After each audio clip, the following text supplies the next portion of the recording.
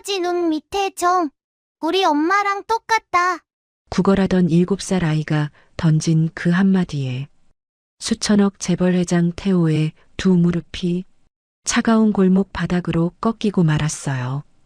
내 눈 밑에도 점 2개 똑같이 있는데 그 순간 태호는 아이의 눈 밑에 자신과 똑같은 2개의 점을 보고 아이를 똑바로 바라봤어요. 꼬마야, 네 엄마 이름이 뭐니? 재벌회장은 아이의 입에서 나온 말에 끝내 오열하고 말았어요. 썩 꺼져. 다신 내 눈앞에 나타나지 마. 꼴도 보기 싫으니까. 9년 전 딸 서연에게 내뱉은 말이었습니다. 하지만 태호는 미처 몰랐습니다.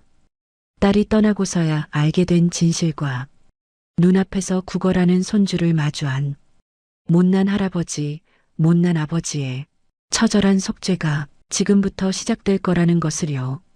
사연 시작하기 전 구독, 좋아요와 기적이라고 댓글 남겨주시면 계신 곳으로 기적과 행운의 기운을 전달드릴게요.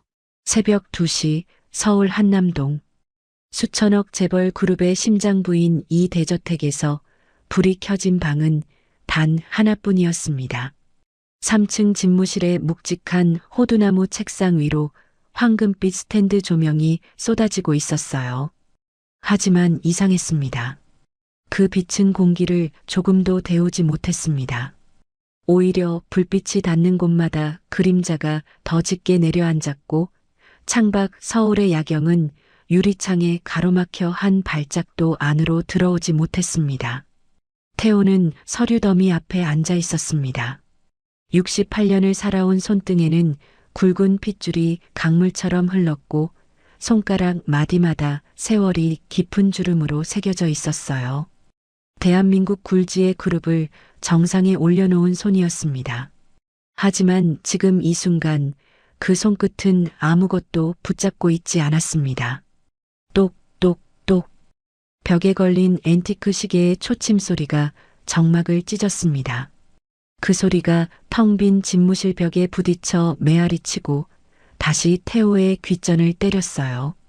마치 누군가 손가락으로 관짝 뚜껑을 두드리는 것 같았습니다. 20개가 넘는 방, 최고급 대리석과 크리스털 샹들리에. 하지만 그 어느 방에서도 숨소리 하나 들리지 않았습니다. 태호의 아내는 10년 전 먼저 세상을 떠났죠. 딸은 9년 전 이 집을 뛰쳐나간 뒤로 얼굴 한번 비친 적이 없었습니다. 집사가 차려주는 아침밥을 혼자 먹다 숟가락을 내려놓은 적이 몇 번인지 셀 수가 없었습니다.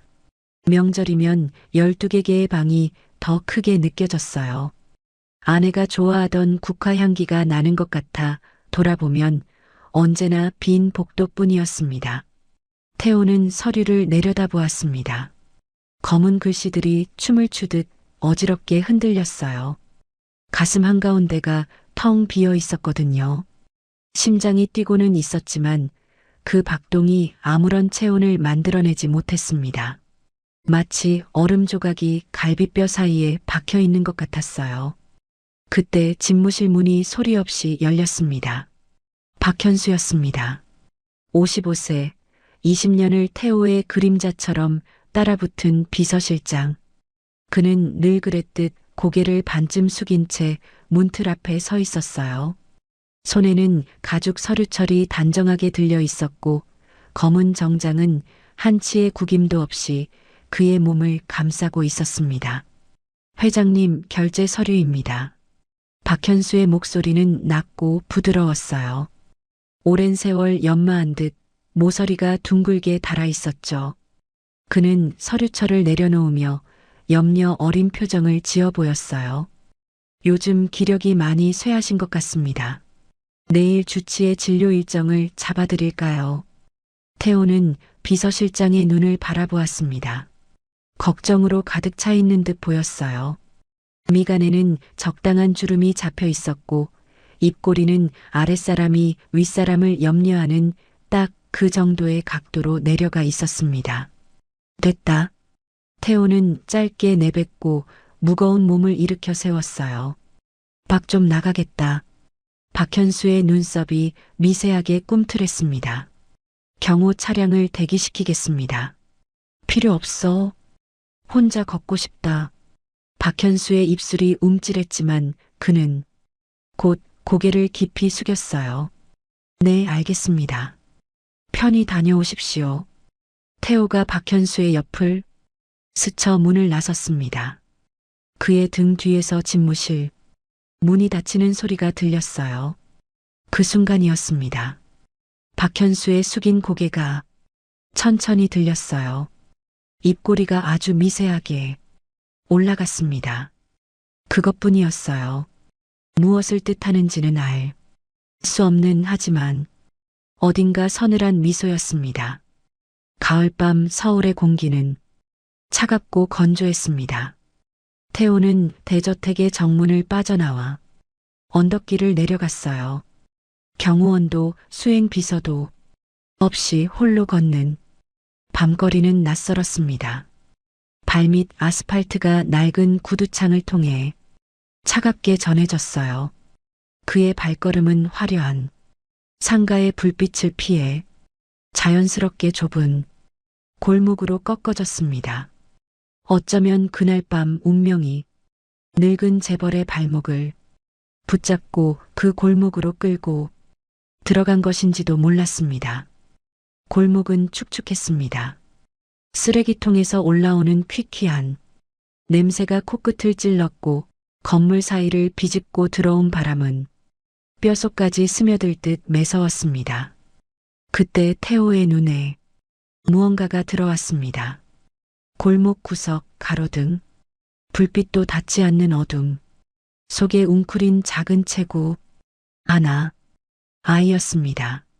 7살쯤 되어 보이는 사내 아이가 낡은 건물 처마 밑에 쪼그려 앉아 있었어요.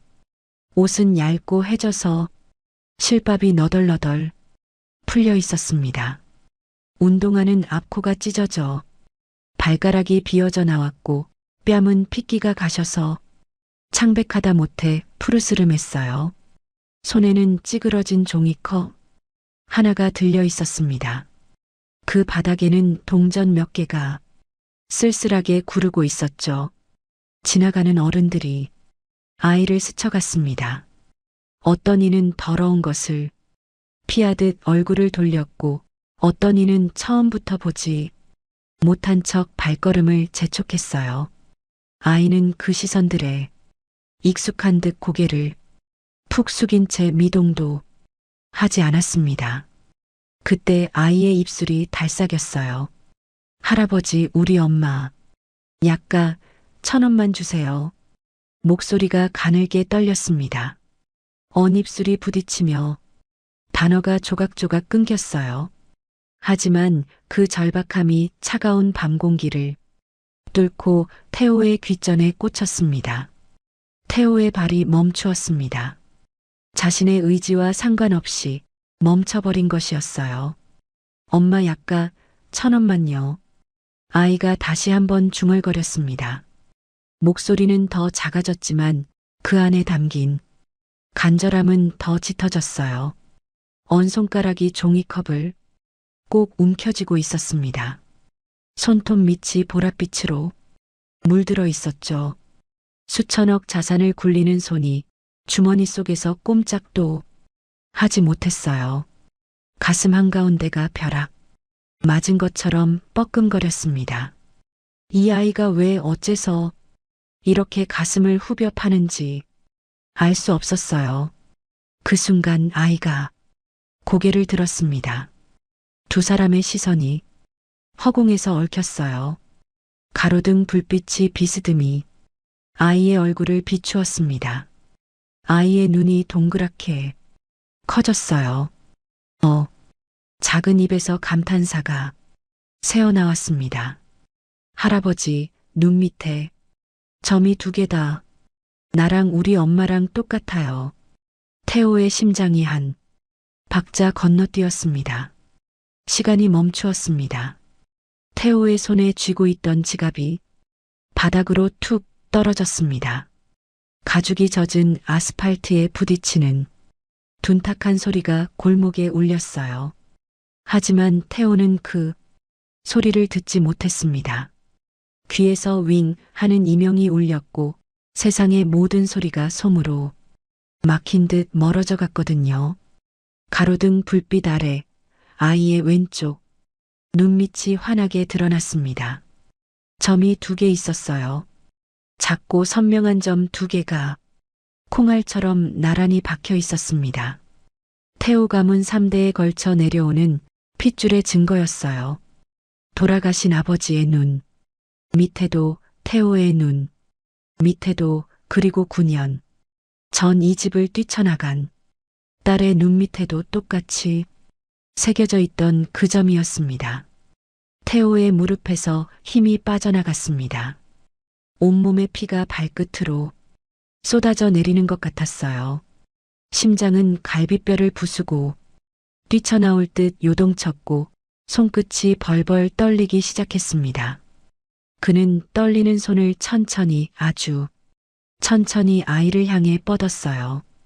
꼬마야, 엄마는 어디 계시니? 하지만 그 순간 아이의 표정이 변했습니다. 겁먹은 표정이었어요. 낯선 노인이 다가오자 아이의 몸이 본능적으로 움츠러들었습니다. 종이컵을 가슴에 꼭 끌어안았어요.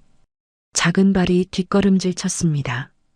그리고 다음 순간 아이는 어둠 속으로 쏜살같이 도망쳤습니다. 작은 발소리가 골목을 울리며 멀어져 갔어요.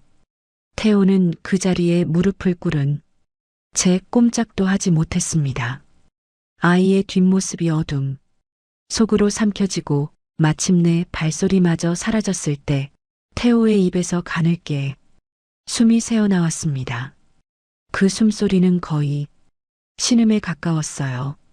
차가운 아스팔트 위에 떨어진 지갑이 가로등 불빛 아래 쓸쓸히 놓여 있었습니다. 태호는 그것을 줍지 못했어요. 손이 너무 떨려서 아무것도 집을 수가 없었거든요.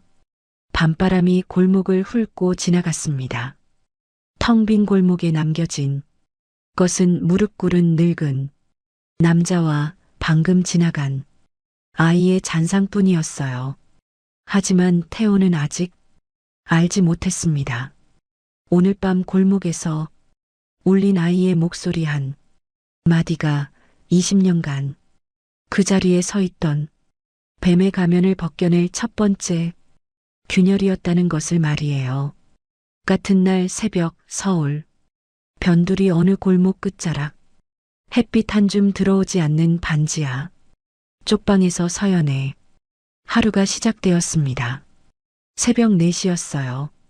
서연은 얇은 이불을 걷어내며 몸을 일으켰습니다. 움직이는 순간 목구멍 깊은 곳에서 기침이 치밀어 올랐어요. 하지만 그녀는 이를 악물고 그것을 삼켰습니다. 옆에서 새근새근 잠든 로운이를 깨울 수 없었거든요. 밤새 목구멍을 긁어대는 기침을 참느라 입술이 갈라져 터져 있었어요.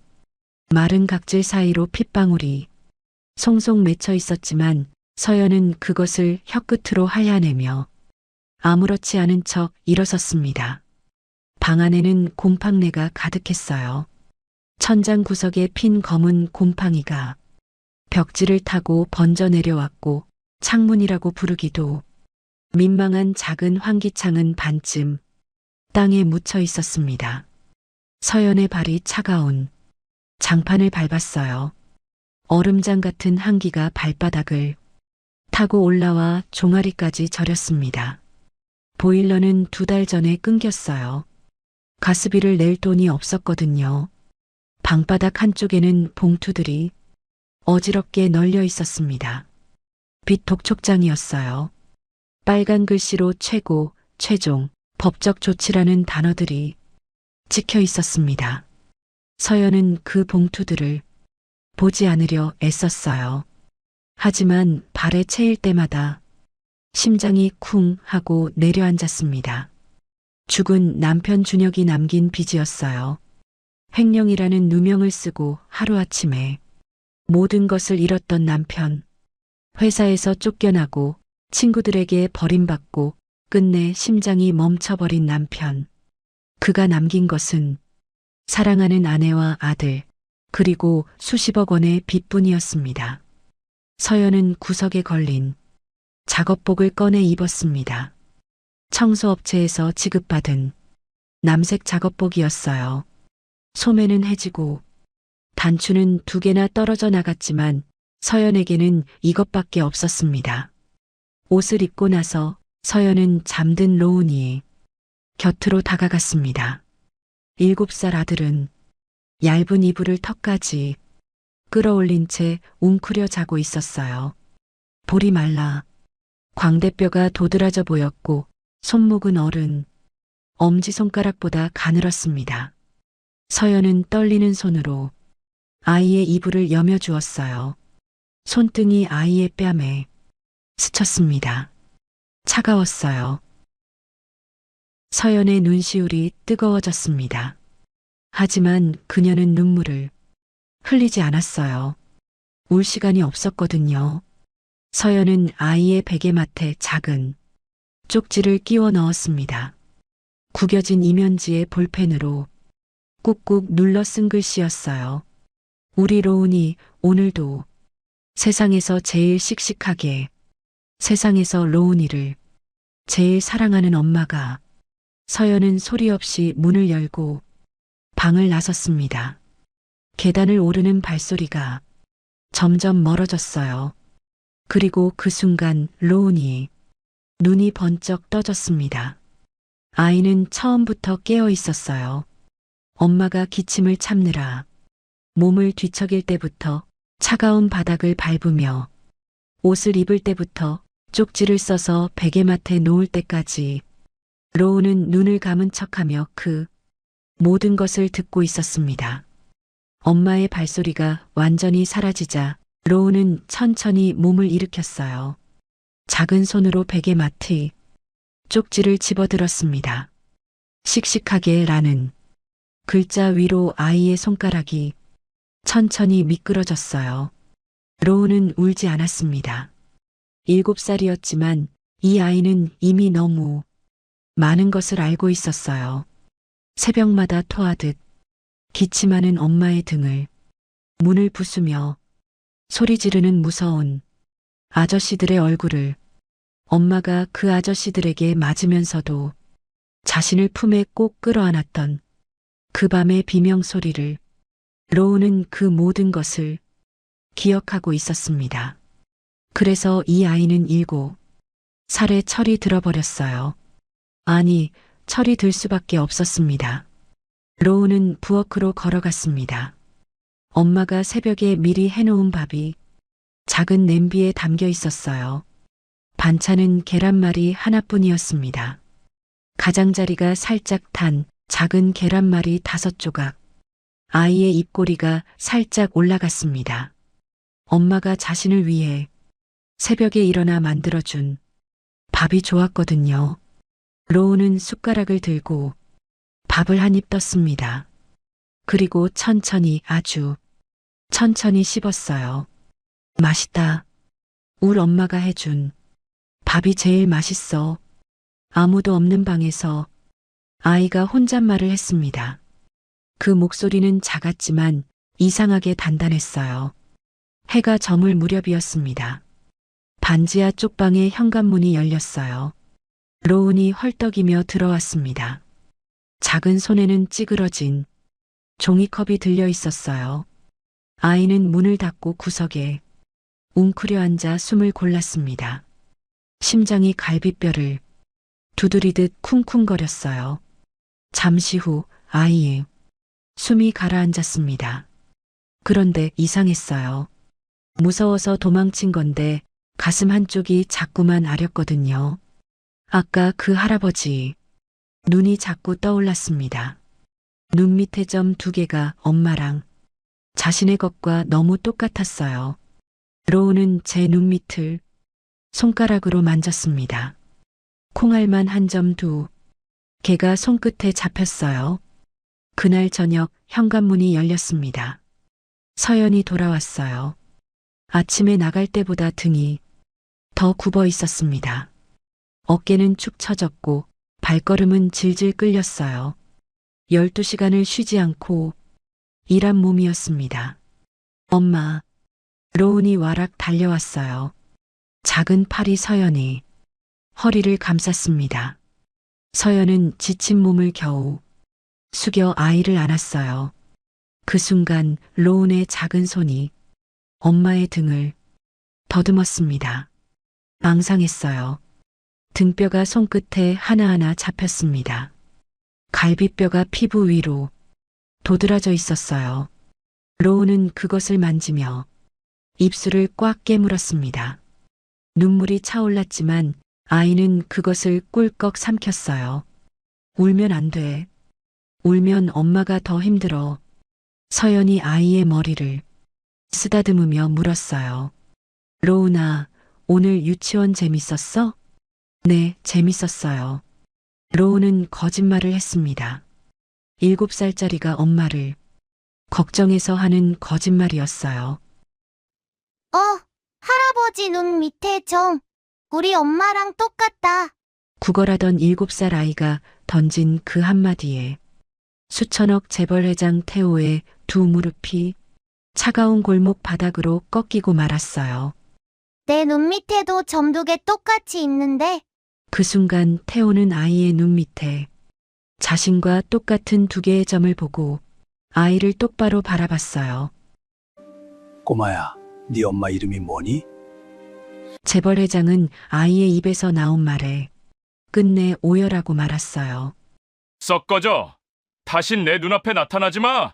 꼴도 보기 싫으니까. 9년 전 딸 서연에게 내뱉은 말이었습니다. 하지만 태호는 미처 몰랐습니다. 딸이 떠나고서야 알게 된 진실과 눈앞에서 구걸하는 손주를 마주한 못난 할아버지, 못난 아버지의 처절한 속죄가 지금부터 시작될 거라는 것을요. 서연은 부엌으로 가서 라면 한 봉지를 끓이고 아침에 남은 밥을 데웠습니다. 작은 스텐 국그릇에 라면 국물을 떠담으며 식탁으로 향했어요. 로운이 제잘거리기 시작했습니다. 엄마, 오늘 나 신기한 거 봤어. 뭐 봤는데? 할아버지. 되게 멋있는 할아버지. 서연은 국그릇을 들고 식탁으로 향했습니다. 아이의 이야기를 건성으로 들으며 걸었어요. 근데 그 할아버지 눈 밑에 점이 2개 있었어. 서연의 발걸음이 살짝 느려졌습니다. 나랑 똑같이요. 엄마랑도 똑같이. 시간이 멈추었습니다. 서연의 손에서 스텐 국그릇이 미끄러졌어요. 둥 하는 둔탁한 소리와 함께 그릇이 바닥에 떨어졌습니다. 뜨거운 국물이 장판 위로 튀어 서연의 발등을 적셨지만 그녀는 그것을 느끼지 못했어요. 귀에서 윙 하는 소리가 났습니다. 세상의 모든 소리가 솜으로 틀어막힌 것처럼 멀어져 갔어요. 서연의 눈동자가 초점을 잃고 흔들렸습니다. 9년 전의 기억이 파도처럼 밀려왔어요. 비 오는 날이었습니다. 서연은 배가 불룩 나온 몸으로 친정집 대문 앞에 서 있었어요. 남편이 횡령범으로 몰려 회사에서 쫓겨난 직후였습니다. 세상 모든 곳에서 버림받은 그녀가 마지막으로 매달릴 곳은 아버지뿐이었어요. 하지만 대문은 열리지 않았습니다. 대신 비서 박현수가 나왔어요. 회장님께서는 당신을 딸로 생각하지 않는다고 하셨습니다. 다시는 얼굴도 보고 싶지 않다고 하셨어요. 그의 입에서 흘러나온 말은 칼날보다 날카로웠습니다. 서연은 발버둥 쳤어요. 대문을 두드리고 인터폰 버튼을 미친 듯이 눌렀습니다. 하지만 경비원들이 달려와 서연의 팔을 붙잡고 질질 끌어냈어요. 만삭의 배를 안고 빗속에 내동댕이 쳐졌습니다. 아버지, 아버지, 제발. 저 서연이에요. 목이 터져라 불렀지만 저택의 창문은 굳게 닫힌 채 꿈쩍도 하지 않았습니다. 그 기억이 서연의 머릿속에서 폭발했어요. 서연의 폐가 오그라들었어요. 숨을 쉬려고 했지만 공기가 들어오지 않았습니다. 가슴을 움켜쥐며 헐떡거렸어요. 눈 밑에 점, 아버지와 똑같은 점. 그 남자가 이 동네에 왜, 설마 우리를 찾아온 건가? 왜 9년이나 버려두고 이제 와서 왜? 공포와 원망이 뒤섞여 심장을 난도질했어요. 엄마, 로운의 작은 목소리가 들렸습니다. 아이가 다가와 서연이 손을 잡았어요. 작고 차가운 손이었습니다. 그 손이 엄마의 뺨으로 올라왔어요. 엄마 울지 마. 로운이가 잘못했어. 그 얘기 안 할게. 다시는 안 할게. 서연의 무릎이 꺾였습니다. 차가운 장판 위에 털썩 주저앉아 아이를 끌어안았어요. 뼈만 남은 팔로 온 힘을 다해 끌어안았습니다. 아니야. 로운아, 우리 로운이 잘못 아니야. 목소리가 갈라졌습니다. 로운은 엄마의 등을 토닥거렸습니다. 7살 손바닥으로 서툴지만 정성껏 두드렸어요. 엄마 괜찮아. 로운이가 지켜줄게.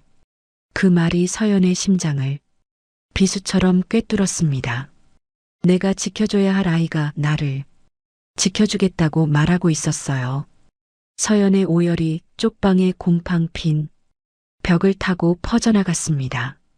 그날 밤 모자는 얇은 이불 하나를 덮고 나란히 누웠어요. 로운은 엄마의 품에 파고들어 잠이 들었습니다. 하지만 서연은 잠을 이룰 수 없었어요. 천장의 얼룩을 바라보며 9년 전 그 밤을 떠올렸습니다. 나는 분명 아버지에게 전화했어. 수십 번을 했어. 하지만 아버지는 한 번도 받지 않았어. 그녀는 이를 악물었습니다. 눈 밑에 점이 2개인 할아버지. 로운의 말이 갈고리처럼 뇌리에 박혀 떨어지지 않았어요. 그 남자가 아버지라면 9년 동안 자신을 버리고 외면했던 그 냉혹한 남자라면 원망인지 그리움인지 두려움인지 알 수 없는 감정이 뼈를 갉아먹듯 속을 파고들었습니다. 하지만 서연은 아직 알지 못했어요. 9년 전 그 밤 그녀의 전화를 막아선 것이 누구였는지를, 그녀를 빗속에 내동댕이 친 진짜 손이 누구의 것이었는지를, 아버지가 보낸 것처럼 위장된 그 냉혹한 말들이 사실은 아버지의 입에서 나온 적 없다는 것을, 진실은 아직 어둠 속에 묻혀 있었습니다. 하지만 오늘 밤 그 어둠에 첫 번째 균열이 생겼어요. 7살 아이의 입에서 흘러나온 한마디가 9년 동안 굳게 닫혔던 운명의 빗장을 흔들기 시작했거든요. 차가운 반지하 쪽방 위로 보이지 않는 폭풍의 그림자가 천천히 내려앉고 있었습니다. 다음 날 아침 태호는 밤새 한숨도 자지 못했습니다. 어젯밤 골목에서 본 아이의 얼굴이 눈을 감아도 떠올랐어요. 찢어진 운동화, 보랏빛으로 물든 손톱, 왼쪽 눈, 밑에 박힌 점 2개, 태호 가문 3대의 핏줄을 증명하는 그 점이 7살배기 아이의 얼굴에 선명하게 새겨져 있었습니다. 나랑 우리 엄마랑 똑같아요. 아이의 목소리가 귓전을 맴돌았어요. 그 엄마는 누구인가? 설마. 태호는 새벽같이 박현수를 호출했습니다. 집무실 문이 열리고 박현수가 들어왔어요. 늘 그랬듯 고개를 반쯤 숙인 자세, 한치의 흐트러짐도 없는 검은 정장. 그는 태호의 책상 앞에 서서 공손하게 대기했습니다. 태호가 입을 열었어요. 목소리가 낮고 무거웠습니다. 어젯밤 내가 골목에서 아이를 하나 봤다. 7살쯤 된 사내아이야. 그 아이의 인적사항을 조사해라. 은밀하게. 박현수의 안면, 근육이 미세하게 경직되었습니다. 찰나의 움직임이었어요. 눈꺼풀이 0.5초쯤 떨렸고 입꼬리 끝이 아주 살짝 굳었습니다. 하지만 그것은 눈 깜짝할 사이에 사라졌어요. 박현수는 이내 평온한 표정을 되찾으며 고개를 깊이 숙였습니다. 알겠습니다, 회장님. 즉시 조사하겠습니다. 그의 목소리는 늘 그랬듯 부드럽고 충직했어요. 하지만 그 목소리 아래에서 무언가가 꿈틀거리고 있었습니다. 그리고 이틀이 지났습니다. 박현수가 얇은 서류 봉투를 들고 집무실로 들어왔어요. 표정에는 티끌 하나 없는 공손함이 깔려 있었습니다. 1차 조사 결과입니다, 회장님. 태호의 손이 서류 봉투를 향해 뻗었어요. 손끝이 미세하게 떨리고 있었습니다. 봉투를 열고 첫 장을 펼치는 순간 태호의 심장이 멎었습니다. 이름 이로운, 나이 7살, 모친 이서연, 서연. 그 이름 석자가 태호의 눈에 박혔어요. 9년 동안 입 밖에 꺼내지 못했던 이름, 딸의 이름이었습니다. 태호의 심박수가 미친 듯이 요동쳤어요. 서류를 쥔 손이 심하게 떨려 종이가 바스락거렸습니다. 서연이의 아이. 태호의 목소리가 갈라졌어요. 박현수가 조용히 말을 이었습니다. 네, 회장님. 따님께서 9년 전 결혼하신 후 아들을 낳으셨습니다. 하지만 박현수는 잠시 말을 멈추었어요. 그의 눈동자가 슬픔인 척 위장된 빛을 띠었습니다. 사위 이준혁 씨가 횡령 혐의로 회사에서 쫓겨난 뒤 빚을 남기고 병으로 돌아가셨습니다. 태호의 얼굴에서 핏기가 가셨습니다. 그리고 따님께서는 박현수가 목소리를 한 톤 낮추었습니다. 그 후 아버지를 몹시 증오하고 계십니다. 자취를 철저히 감추고 회장님과의 모든 연을 끊으셨어요. 조사 중 따님의 주변 인물들에게 탐문한 결과 따님께서는 아버지를 저주하고 있다는 말까지 들었습니다. 태호의 심장이 얼음 쏜 곳에 찔린 듯 쿵 하고 내려앉았습니다. 서연이가 나를 증오한다고? 괘씸한 것. 아버지가 그렇게 내쳤다고 해도 그의 목소리는 거의 신음에 가까웠어요. 서연이가 정말 나를 한 번도 찾지 않았단 말이냐? 박현수는 고개를 숙인 채 대답했습니다. 네, 회장님. 따님께서는 단 한 번도 연락을 시도하지 않으셨습니다. 오히려 회장님의 이름만 들어도 도끼를 품고 이를 갈며 저주를 퍼붓는다 합니다. 그 말이 끝나는 순간 태호의 몸이 흔들렸습니다. 두 다리에서 힘이 빠져나갔어요. 태호는 몸을 돌려 창밖을 향했습니다. 서울의 스카이라인이 아침 햇살에 반짝이고 있었지만 그의 눈에는 아무것도 들어오지 않았어요. 내 딸이 나를 증오하고 있다. 갑자기 태호가 휘청거리더니 의자에 앉았어요. 그 등 뒤에서 박현수가 조용히 고개를 숙였습니다. 충직한 신하의 목소리로 위로를 건넸어요. 하지만 박현수의 숙인 고개 뒤로 입꼬리가 천천히 올라가고 있었습니다. 서늘하고 비열한 미소였어요.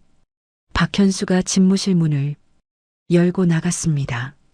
복도 끝 엘리베이터 앞에 섰을 때 박현수는 주머니에서 휴대폰을 꺼냈습니다. 메시지 창이 열렸어요. 수신이는 그룹 주요 임원 5명이었습니다. 회장의 노망이 시작됐다. 빈자리를 칠 이사회를 준비해라. 전송 버튼을 누르는 순간 박현수의 입가에 만족스러운 미소가 번졌습니다. 엘리베이터 문이 열렸어요. 그는 안으로 들어서며 천장을 올려다보았습니다. 은빛 문짝에 비친 그의 눈동자는 굶주린 짐승의 것이었어요. 집무실에 홀로 남은 태호는 한동안 창가에 선 채 미동도 하지 않았습니다. 해가 뉘엿뉘엿 넘어갈 무렵 태호는 천천히 책상, 서랍 앞에 섰습니다. 무릎을 꿇고 서랍, 깊숙한 곳을 더듬었어요. 손끝에 무언가가 닿았습니다. 낡은 사진 한 장이었어요. 가장자리가 바래고 모서리가 접혀 있었습니다. 사진 속에는 어린 소녀가 아버지 품에 안겨 환하게 웃고 있었어요. 12살쯤 되어 보이는 아이의 왼쪽 눈 밑에는 작은 점 2개가 선명하게 박혀 있었습니다. 서연아. 태호의 입에서 딸이 이름이 흘러나왔어요. 목소리가 갈라져 거의 들리지 않았습니다. 떨리는 손가락이 사진 속 딸의 얼굴을 매만졌어요. 눈 밑에 점 2개 위로 손끝이 천천히 미끄러졌습니다. 어젯밤 골목에서 본 아이와 똑같은 점, 자신의 눈 밑에도 새겨진 점, 태호의 눈에서 뜨거운 것이 차올랐습니다. 이를 악물고 턱을 부르르 떨며 눈물이 볼을 타고 흘러내리는 것을 그저 지켜볼 뿐이었어요. 텅 빈 집무실에서 노인의 어깨만 소리 없이 떨렸습니다. 그런데 태호의 눈물이 멈추었습니다. 무언가가 머릿속을 스쳤거든요. 아까 박현수의 대답, 그것이 자꾸 걸렸어요. 서연이가 단 한 번도 연락을 시도하지 않았다. 아버지의 이름만 들어도 도끼를 품고 저주를 퍼붓는다. 태호는 20년간 박현수를 곁에 두었습니다. 그가 하는 말이라면 의심 없이 믿었어요.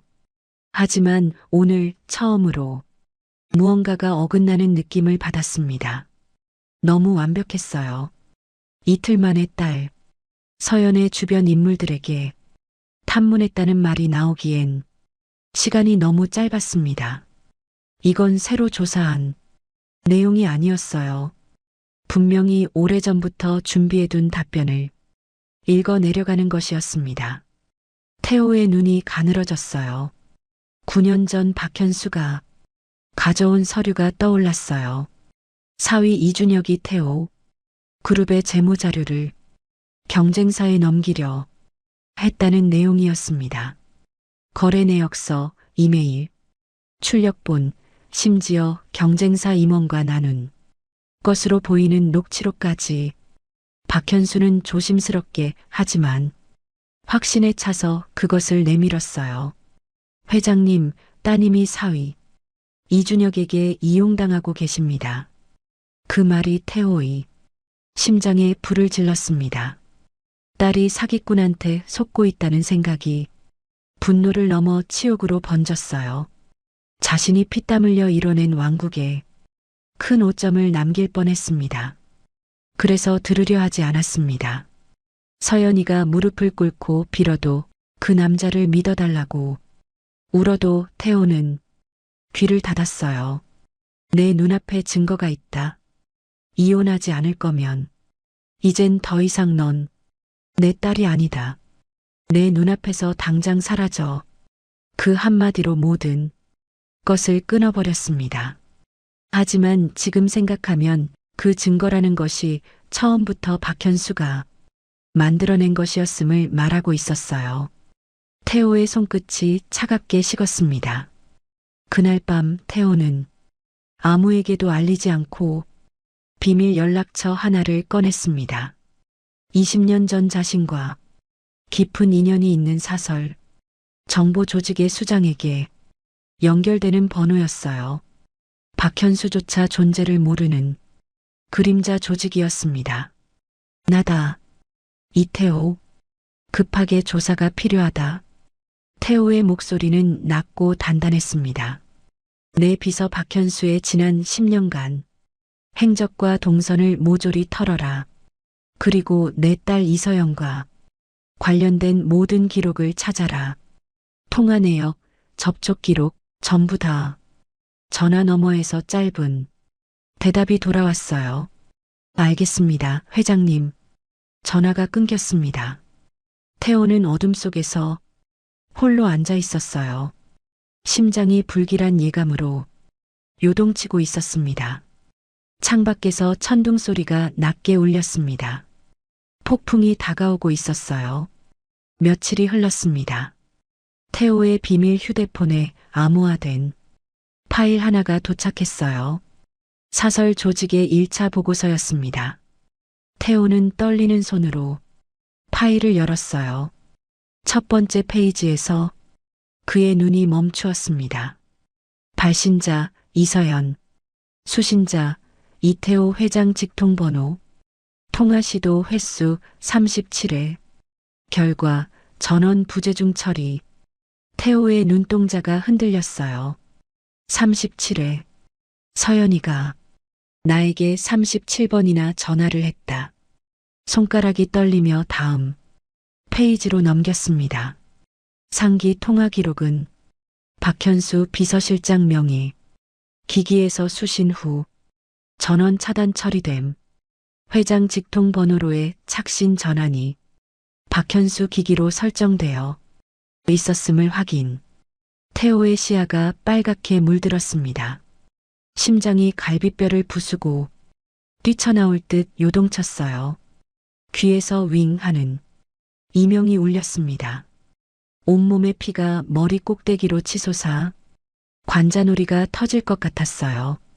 눈의 흰자 위에 실핏줄이 거미줄처럼 번졌습니다. 37번. 태호의 입에서 숨소리가 새어나왔어요. 그것은 거의 짐승의 으르렁거림에 가까웠습니다. 내 딸이 37번이나 나를 찾았는데 그놈이 전부. 서류를 쥔 손에 힘이 들어갔어요. 종이가 구겨지며 바스락거렸습니다. 태호의 손등에 굵은 핏줄이 불끈 솟아올랐어요. 9년 동안 태호는 딸이 자신을 버렸다고 믿었습니다. 그래서 먼저 손 내밀지 못했어요. 하지만 진실은 달랐습니다. 서연은 아버지를 찾았어요. 37번이나 전화를 걸었습니다. 토할 것 같아. 그런데 그 모든 제발 좀 것이 괜찮아져라. 차단되었어요. 머리가 그 손의 주인은 박현수. 태호의 입술이 파들파들 떨렸습니다. 20년을 수족처럼 부렸던 그림자, 가장 가까이에서 모든 것을 보좌했던 충신. 그자가 9년 전부터, 아니 어쩌면 그보다 훨씬 전부터 자신의 딸과 자신 사이를 갈라놓고 있었습니다. 태호의 눈에서 눈물이 말랐어요. 그 자리를 채운 것은 핏빛 분노였습니다. 내가 속았구나. 그놈이 감히 9년을 통째로 속았어. 태호는 그날 밤 비밀 휴대폰을 다시 꺼냈습니다. 나다. 추가 지시가 있다. 말씀하십시오, 회장님. 박현수의 차명 계좌를 전부 탈탈 털어. 그리고 서연이와 아이의 현재 위치를 파악해줘. 지금 당장. 알겠습니다. 전화가 끊겼어요. 태호는 창밖을 바라보며 중얼거렸습니다. 니놈이 감히 나를. 목소리는 낮았지만 그 안에 담긴 살기는 칼날보다 예리했어요. 한편 서연은 그날도 새벽부터 몸을 끌어다 일했습니다. 오피스 빌딩 청소, 식당, 설거지, 저녁 배달, 세 개의 일을 이어붙인 하루가 2년 넘게 계속되었어요. 빚쟁이들이 밤에도 문을 두드리던 그 무렵부터였습니다. 야구 방망이를 든 사채업자들이 쪽방으로 밀어닥치던 날, 밤 서연은 로운을 품에 꼭 끌어안은 채 맞았어요. 팔뚝에 멍이 들고 뼈가 울렸지만 두 팔만은 끝까지 풀지 않았습니다. 그날 이후로 서연은 멈추지 않았어요. 아이를 지키려면 버텨야 했거든요. 그런데 오후 4시쯤이었어요. 서연은 배달 오토바이에서 내려 음식 가방을 들어 올렸습니다. 그 순간 세상이 빙글 돌았어요. 아, 짧은 신음이 새어나왔습니다. 시야가 하얗게 번쩍였어요. 위장이 뒤틀리며 뜨거운 것이 목구멍을 타고 치밀어 올랐습니다. 서연은 음식 가방을 놓치지 않으려 안간힘을 썼어요. 하지만 두 다리에서 힘이 빠져나갔습니다. 골목벽에 어깨를 부딪히며 쓰러지듯 기대었어요. 위산이 식도를 타고 올라와 입안에서 쓴맛이 퍼졌습니다. 서연은 고개를 숙이고 토했어요. 하지만 나오는 것은 투명한 액체뿐이었습니다. 사탕 한 개, 그게 전부였습니다. 눈앞에 별이 보였어요. 정신을 잃을 것 같았습니다. 하지만 서연은 쓰러지지 않았어요. 주머니에 손을 넣었습니다. 손끝에 10,000원짜리 지폐 한 장과 동전 몇 개가 잡혔어요. 오늘의 전 재산이었습니다. 서연의 머릿속에 로운이 얼굴이 떠올랐어요. 앞코가 찢어진 아이의 운동화가 보였습니다. 발가락이 삐져나올 것 같은 그 신발. 이 돈이면 로운이 신발 꿰매줄 수 있어. 서연은 이를 악물었습니다. 벽을 짚고 몸을 일으켰어요. 아이를 생각하면 버틸 수 있었습니다. 해가 저물 무렵 서연은 퇴근길에 편의점 앞에 섰습니다. 유리문 너머로 할인 스티커가 붙은 삼각김밥이 보였어요. 유통기한이 얼마 남지 않은 것들이었죠. 서연은 주머니에서 동전을 꺼내 세어보았어요. 삼각김밥 2개를 살 수 있었습니다. 딱 2개. 서연은 편의점 안으로 들어가 참치마요와 불고기, 삼각김밥을 집었어요. 로운이가 좋아하는 맛이었습니다. 비닐봉지를 받아들며 잠시 멈칫했어요. 배가 고팠거든요. 속이 쓰렸어요. 하지만 서연은 삼각김밥 봉지를 열지 않았습니다. 이건 로운이 거야. 그 생각 하나로 허기를 눌렀어요. 반지하 쪽방에 도착했을 때 로운이가 반갑게 웃으며 달려왔습니다. 엄마, 나 오늘도 엄마 그리면서 기다렸어. 작은 팔이 서연의 허리를 감쌌어요. 서연은 아이의 머리를 쓰다듬으며 비닐봉지를 들어보였습니다. 로운아, 김밥 싸왔어. 어서 먹자. 로운의 눈이 반짝였어요. 아이는 식탁 앞에 앉아 삼각김밥 포장을 뜯었습니다. 작은 입으로 한 입 베어 물었어요. 맛있어 엄마. 로운이 웃었습니다. 그 웃음에 서연의 가슴이 아렸어요. 서연은 아이 맞은편에 앉았습니다. 앞에는 아무것도 없었어요. 로운이 삼각김밥 하나를 다 먹고 2번째 것을 집으려다 멈칫했습니다. 엄마는요? 응, 엄마는 아까 많이 먹어서 배불러. 거짓말이었어요. 로운은 알아챘습니다. 7살이었지만 이 아이는 엄마가 밥을 굶는다는 걸 이미 알고 있었거든요. 로운은 삼각김밥을 내려놓았어요. 그리고 반으로 뚝 찢었습니다. 절반을 들고 엄마의 입가로 가져갔어요. 엄마 먹어. 아니야, 로운이가 다 먹어. 싫어.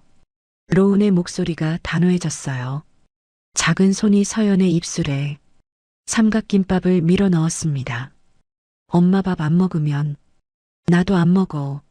엄마 아프면 안 돼. 아이의 눈에 눈물이 그렁그렁 맺혀 있었어요. 입술이 삐죽 나와 있었습니다. 울음을 참고 있는 거였어요. 서연의 심장이 부서졌습니다. 로운이 찢어준 불고기, 삼각김밥 반쪽, 서연은 그것을 입에 밀어 넣었습니다. 씹을 새도 없이 목구멍이 턱 막혔어요. 밥알이 모래알처럼 식도를 긁어내렸습니다. 아이 앞에서 울지 않으려 허벅지를 멍이 들도록 꼬집었지만 핏발선 2 눈에서 흐르는 눈물은 막을 길이 없었습니다.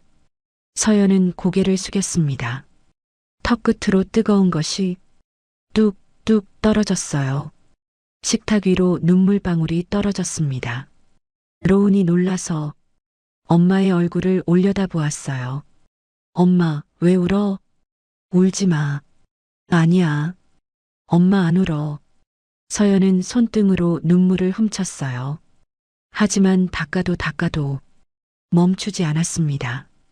내가 이렇게 못난 엄마라서, 로운이한테 고기 반찬 하나 못 해주는 엄마라서 삼각김밥 하나를 나눠 먹어야 하느니 비참함이 서연의 가슴을 찢어 놓았어요. 로운이 일어나 엄마의 곁으로 왔습니다. 작은 손으로 엄마의 눈물을 닦아주었어요. 엄마, 로운이는 이 김밥이 제일 맛있어. 아니, 엄마랑 같이 먹으면 뭐든 제일 맛있어. 그 말에 서연의 오열이 터졌습니다. 아이를 끌어안고 소리 없이 울었어요. 두 사람은 한동안 말이 없었습니다. 로운이 먼저 입을 열었어요. 엄마, 오늘 유치원에서 개구리 그림 그렸어. 제일 잘 그렸다고 선생님이 칭찬했어. 서연의 입가에 흐릿한 미소가 떠올랐어요. 오늘 처음으로 웃음이 지어졌습니다. 그래, 개구리를 어떻게 그렸는데? 이렇게요. 로운이 젓가락으로 상 위에 개구리 같은 모양을 그렸습니다. 서연이 웃음을 터뜨렸어요. 낮고 조용한 웃음이었지만 오늘 처음으로 나온 웃음이었습니다. 밤이 깊었습니다. 로운이 서연의 품에서 잠이 들었어요. 작은 숨소리가 고르게 새어나왔습니다. 서연은 아이의 머리카락을 쓰다듬으며 천장을 바라보았어요. 곰팡이 핀 천장 얼룩을 바라보며 서연의 머릿속에 9년 전의 기억이 떠올랐습니다. 비가 내리던 날이었어요. 만삭의 몸으로 친정집 대문 앞에 서 있었습니다. 남편이 횡령범으로 몰려 세상 어디에도 기댈 곳이 없었던 그때 마지막 희망은 아버지뿐이었어요. 하지만 서연의 간절한 외침에도 아버지는 나오지 않았어요. 비서 박현수가 나왔습니다. 회장님께서는 당신을 딸로 인정하지 않으신다고 하셨습니다. 이젠 다시 눈앞에 나타나지 말라고 하셨어요. 뭐해, 당장 끌어내. 그 말에 경비원들이 달려와 서연의 팔을 붙잡고 질질 끌어냈어요. 만삭의 배를 안고 빗속에 내동댕이 쳐졌습니다. 그 기억에 서연은 온 몸이 부르르 떨렸어요. 아버지는 정말 나를 버렸어. 내가 죽기를 바랐어. 서연은 그렇게 믿어왔어요. 그렇게 믿을 수밖에 없었습니다. 하지만 그것이 거짓말이라는 사실을 서연은 아직 알지 못했어요. 아버지가 자신을 찾고 있다는 것을, 그 사이에서 모든 것을 막아선 뱀이 존재를 서연은 상상조차 하지 못했습니다. 서연은 잠든 아이의 손을 꼭 쥔 채 눈을 감았습니다. 몸은 만신창이었지만 아이의 손을 놓을 수는 없었어요. 반지하 쪽방 위로 비가 세차게 쏟아졌습니다. 빗소리가 서연의 가쁜 숨소리를 덮었어요. 차가운 밤이었습니다. 하지만 진짜 추위는 아직 오지 않았어요. 그날 아침 서연은 식당 주방에 서 있었습니다.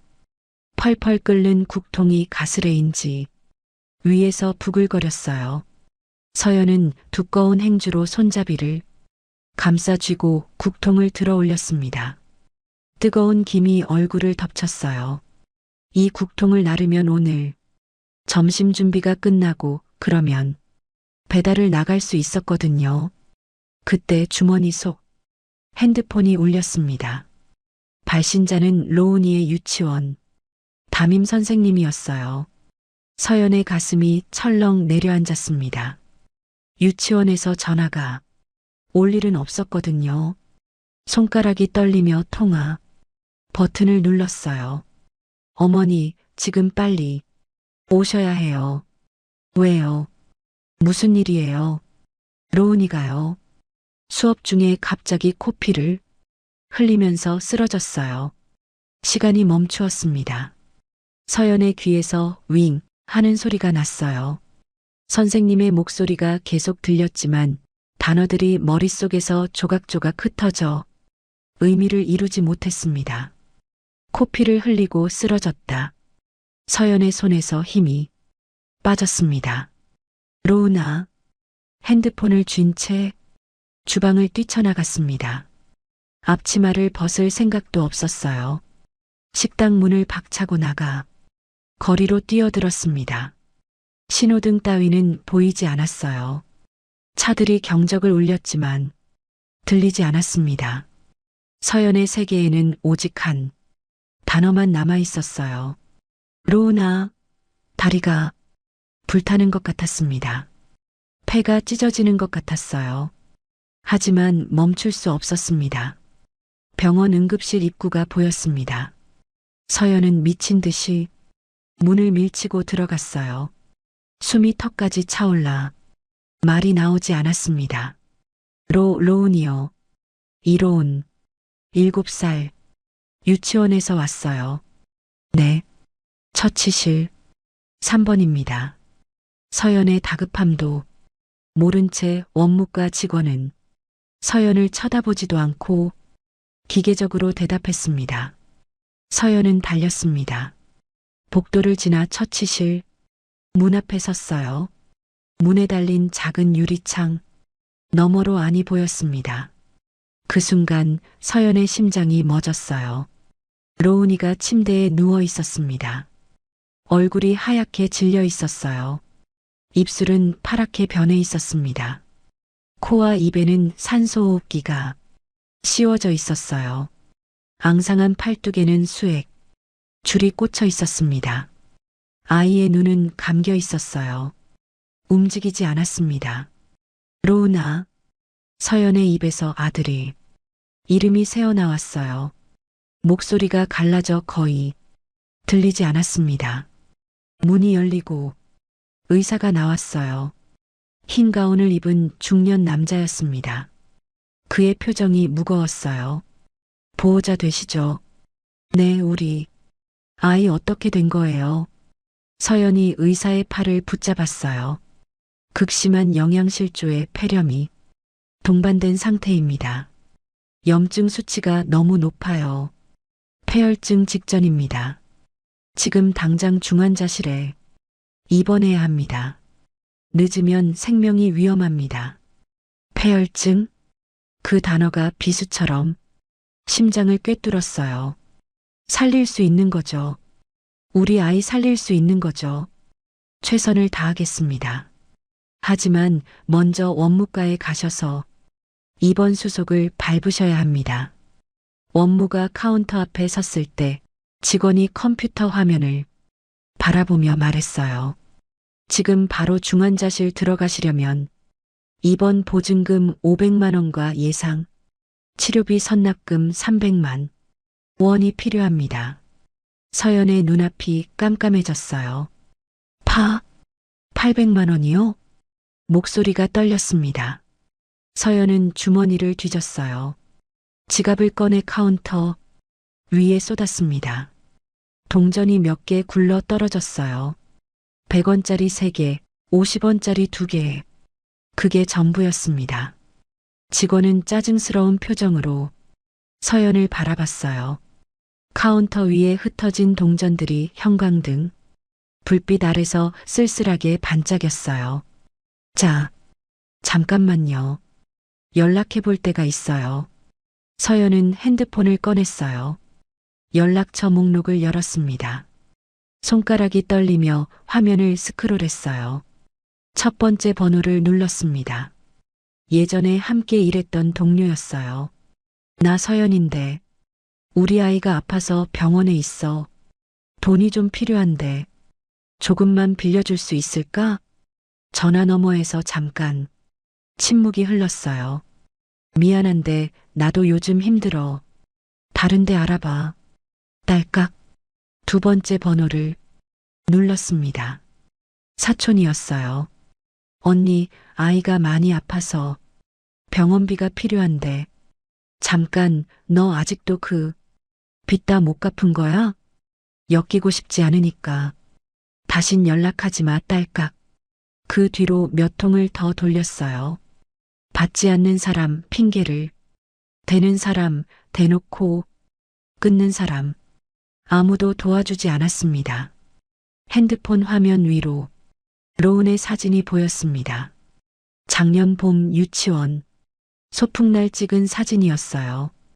파란 하늘 아래 로운이 민들레를 입에 물고 활짝 웃고 있었습니다. 엄마, 이거 불면 소원 이루어진대. 그날 로운이 했던 말이 귓전에 울렸어요. 핸드폰을 든 손이 축 늘어졌습니다. 심장이 쿵쿵거렸어요. 눈에 눈물이 차오르기 시작했습니다. 연락처 목록이 화면에 떠 있었어요. 손가락이 멈춘 곳은 목록의 맨 아래였습니다. 아버지, 세 글자가 화면에서 빛나고 있었어요. 서연의 엄지손가락이 허공에서 멈추었습니다. 누르면 될 일이었어요. 버튼 하나만 누르면 되었습니다. 하지만 손가락이 움직이지 않았어요. 회장님께서는 당신이 죽기를 바라고 계십니다. 9년 전 박현수의 목소리가 귓전을 때렸어요. 비 오던 날 빗물에 젖은 채 아스팔트에 내동댕이 쳐졌던 기억이 파도처럼 밀려왔습니다. 아버지는 내가 죽기를 바랐어. 또 버림받을 뿐이야. 서연의 손가락이 화면 위에서 그대로 굳어버렸습니다. 다리가 풀렸습니다. 얼굴엔 눈물이 새 없이 흘렀습니다. 서연의 무릎이 꺾였어요. 차가운 타일 바닥 위로 털썩 주저앉았습니다. 원무가 카운터 앞이었어요. 지나가는 사람들이 멈춰 서서 쳐다보았지만 서연은 그것이 보이지 않았습니다. 두 손을 앞으로 모았어요. 바닥에 이마를 찧었습니다. 제발요. 제발 우리 아이 좀 살려주세요. 제가 어떻게든 돈은 갚을게요. 평생 갚을게요. 제발, 제발. 우리 아이 치료만 받게 해주세요. 두 손을 비볐어요. 무릎으로 타일 바닥을 긁으며 원무과 직원을 향해 기어갔습니다. 저희도 규정이 있어서 제발이요. 제발 도와주세요. 서연의 울부짖음이 병원 로비에 메아리 쳤습니다. 그때 복도 저쪽에서 작은 발소리가 들렸어요. 마. 가느다란 목소리였습니다. 서연의 울음이 멈추었어요. 고개를 들었습니다. 로운이가 복도 끝에 서 있었어요. 엄마의 울음소리를 듣고 병실에서 나온 것이었습니다. 한 손으로 링거대를 짚고 다른 손으로 벽을 더듬으며 비틀거리고 있었어요. 창백한 얼굴에 눈물이 흘러내리고 있었습니다. 엄마 어디 있어? 로운이 무서워. 서연의 심장이 산산이 부서졌습니다. 로운아. 바닥에서 몸을 일으켰어요. 비틀거리며 아이에게 달려갔습니다. 로운을 끌어안았어요. 앙상한 몸이 품에 안겼습니다. 아이의 체온이 비정상적으로 높았어요. 열이 나고 있었습니다. 괜찮아, 괜찮아. 엄마 여기 있어. 서연은 아이의 머리를 쓰다듬으며 울었어요. 간호사가 달려왔어요. 환자분, 지금 움직이면 안 됩니다. 로운이 침대에 다시 눕혀졌어요. 서연은 병실 문 앞에 서서 안을 들여다보았습니다. 유리창 너머로 로운이 창백한 얼굴이 보였어요. 서연은 복도 벽에 등을 기댔습니다. 천천히 미끄러지듯 바닥에 주저앉았어요. 두 무릎을 끌어안고 이마를 묻었습니다. 어떻게 하면 좋을까? 로운아 미안해. 서연의 어깨가 들썩였어요. 소리 없는 오열이 몸 전체를 흔들었습니다. 800만 원. 그 돈이 없어서 아이를 살릴 수 없었습니다. 이게 가난이었어요. 돈이 없으면 사랑하는 아이도 지킬 수 없는 것. 그것이 3년간 발버둥 쳐왔던 지옥의 민낯이었습니다. 병원 복도에 형광등이 차갑게 빛났어요. 어딘가에서 구급차 사이렌 소리가 들렸습니다. 서연은 바닥에 웅크린 채 미동도 하지 않았어요. 모든 희망이 부서지고 있었습니다. 그날 밤 태호의 비밀 휴대폰으로 파일 하나가 도착했습니다. 사설조사원의 최종 보고였어요. 태호는 떨리는 손으로 파일을 열었습니다. 첫 번째 페이지에 박현수의 이름이 적혀 있었습니다. 그 아래로 숫자들이 끝없이 이어졌어요. 15년치 횡령, 자금의 흐름이었습니다. 수백억 원이 페이퍼, 컴퍼니와 차명 계좌를 통해 빠져나간 기록이 낱낱이 정리되어 있었어요. 태호의 눈이 다음 페이지로 넘어갔습니다. 이준혁 전 상무에게 전가된 횡령 혐의 분석. 결론, 완전한 조작. 모든 증거가 박현수 비서실장에 의해 위조되었음을 확인. 태호의 손이 떨렸어요. 종이가 바스락거렸습니다. 준혁이는 아무 죄도 없었어. 처음부터 끝까지 그놈이 씌운 누명이었어. 사위는 억울하게 죽었습니다. 회사에서 쫓겨나고 세상의 손가락질을 받으며 빚더미에 깔려 숨을 거두었어요. 그 모든 것이 박현수의 설계였습니다. 태호의 손가락이 다음 페이지를 넘겼어요. 그리고 멈추었습니다. 화면에 음성 파일이 첨부되어 있었어요. 제목에는 이준혁 마지막 육성, 메모라고 적혀 있었습니다. 태호의 손가락이 재생 버튼 위에서 잠시 멈추었어요. 이것을 들으면 무언가 돌이킬 수 없는 것을 마주하게 될 것 같았습니다. 하지만 들어야 했습니다. 태호는 버튼을 눌렀어요. 잡음 섞인 소리가 흘러나왔습니다. 그리고 남자의 목소리가 들렸어요. 지치고 갈라지고 숨이 가쁜 목소리였습니다. 서연아. 태호의 심장이 멎었어요. 미안해. 내가 더 강했어야 했는데 나는 훔치지 않았어. 그건 전부 박현수가 한 짓이야. 그 사람이 모든 걸 내게 뒤집어 씌웠어. 증거도 다 조작한 거야. 태호의 손이 휴대폰을 쥔 채 부들부들 떨렸어요. 서연아, 미안해. 너와 아이를 지키기 위해 증거를 모았어. 아버님이 진실을 알게 되면 우리의 억울함을 풀어줄 거야. 이제 거의 다 왔는데 기침 소리가 들렸습니다. 숨이 거칠어졌어요. 미안해. 끝까지 함께하지 못할 것 같아. 어쩌면 마지막 인사가 될 것 같아. 로운이 잘 부탁해. 사랑해, 서연아. 녹음이 끝났습니다. 태호는 한동안 움직이지 않았습니다. 가슴에 손을 얹었어요. 누군가 자신의 심장을 쥐어짜는 것 같은 고통이 느껴졌어요. 태호는 천천히 보고서의 다음 페이지를 넘겼습니다. 거기서 손이 멈추었어요. 이준혁 씨 사망 당시 의료기록 재검토 결과 심장마비 유발 특수 약물, 반응 의심 정황 발견, 타살 가능성 배제 불가. 세상의 모든 소리가 사라졌습니다. 태호는 그 한 줄을 다시 읽었어요. 한 번 더 읽었습니다. 세 번째 읽을 때는 글자들이 흔들렸어요. 타살. 입술이 달싹였어요. 소리가 나오지 않았습니다. 이건 분명 그놈이다. 그놈이 죽였어. 태호의 손등에 핏줄이 불끈 솟아올랐어요. 보고서를 쥔 손에 힘이 들어갔습니다. 종이가 구겨졌어요. 분노가 솟구쳤어요. 용암처럼 가슴 밑바닥에서부터 치밀어 올라왔습니다.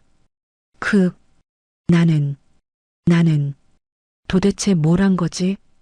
태호의 입에서 짐승 같은 신음이 터져 나왔어요. 그놈이 가져온 종이 몇 장에 속아서 내 손으로 딸을 내쫓았어. 서연이가 무릎을 꿇고 빌어도 그 남자를 믿어달라고 울어도 나는 귀를 닫았어. 사위가 죽어갈 때, 딸이 굶주린 때, 손자가 구걸을 할 때, 나는 그 종이 뒤에 숨어서 내가 옳다고 믿고 있었어. 태호의 몸이 앞으로 꺾였어요. 두 주먹으로 책상을 쳤어요. 두 눈에서 뜨거운 눈물이 흘렀습니다. 절규였어요. 어깨가 들썩였습니다. 소리 없는 오열이 몸 전체를 흔들었어요. 시간이 한참 지난 후에야 태호는 그것을 간신히 억눌렀습니다. 아직이야. 이를 악물었어요. 지금 폭발하면 안 돼. 분노를 지금 쏟아내면 그놈한테 아무것도 못해. 태호는 천천히 숨을 들이켰습니다. 분노가 가라앉지는 않았어요. 다만 단단해졌습니다. 뜨겁고 무너지는 것에서 차갑고 단단한 것으로 바뀌었어요. 포식자의 눈이었습니다. 그때였어요. 정보원이 급하게 달려왔습니다. 회장님, 따님을 찾았습니다. 지금 공공의료원에 계십니다. 그리고 정보원의 목소리가 떨렸어요. 손자분이 위독합니다. 폐렴으로 쓰러지셨는데 병원비가 없어서 치료를 못 받고 계십니다. 태호의 세계가 멈추었습니다. 뭐라고? 심장이 쿵 하고 내려앉았어요. 태호의 몸을 벌떡 일으켰어요.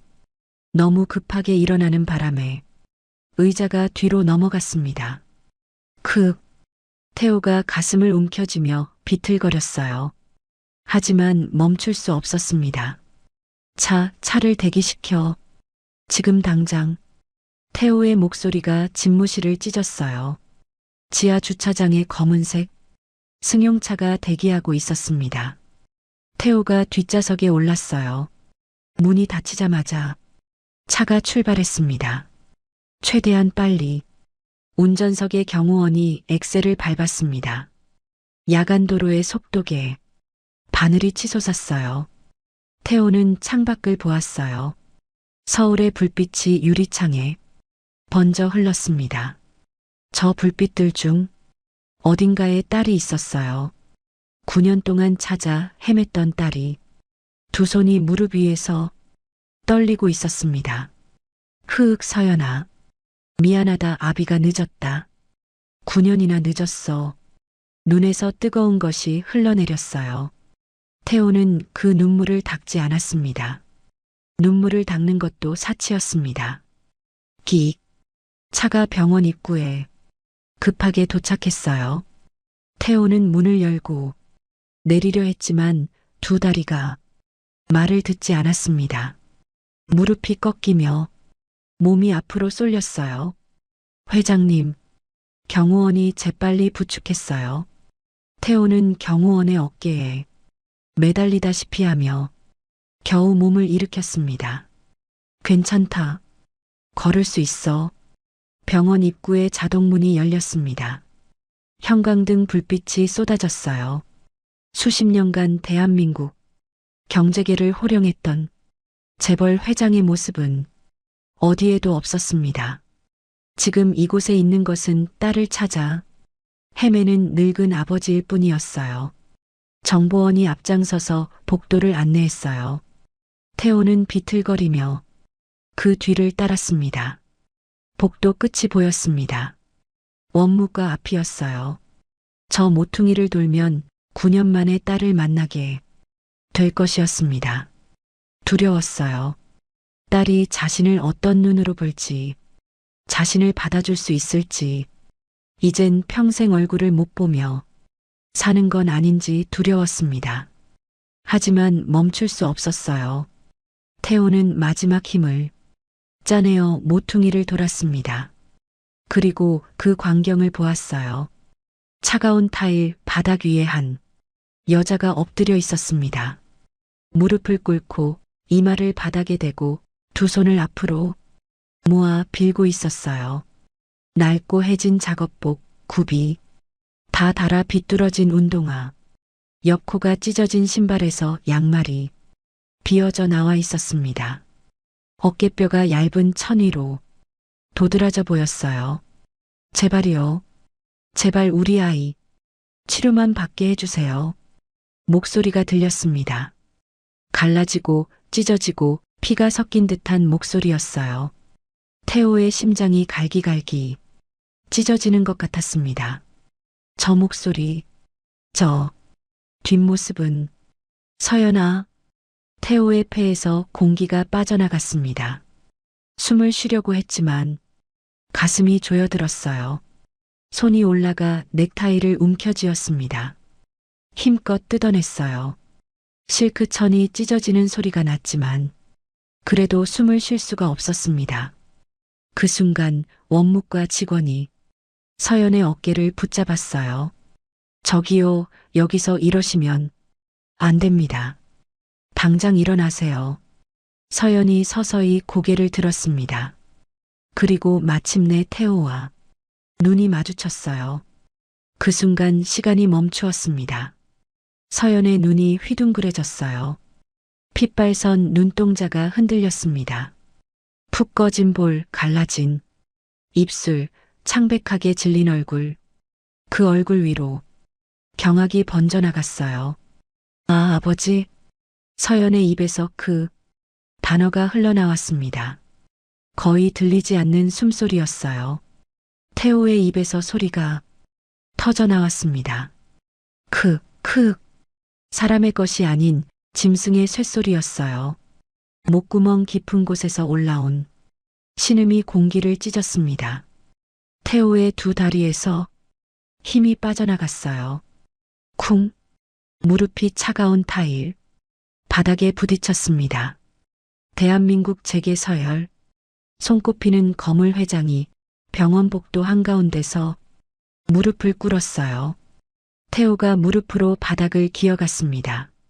서연을 향해 한 발짝 한 발짝 떨리는 두 팔이 딸의 등을 감쌌어요. 서연아. 네, 딸 서연아. 태호의 입에서 딸의 이름이 연거푸 흘러나왔습니다.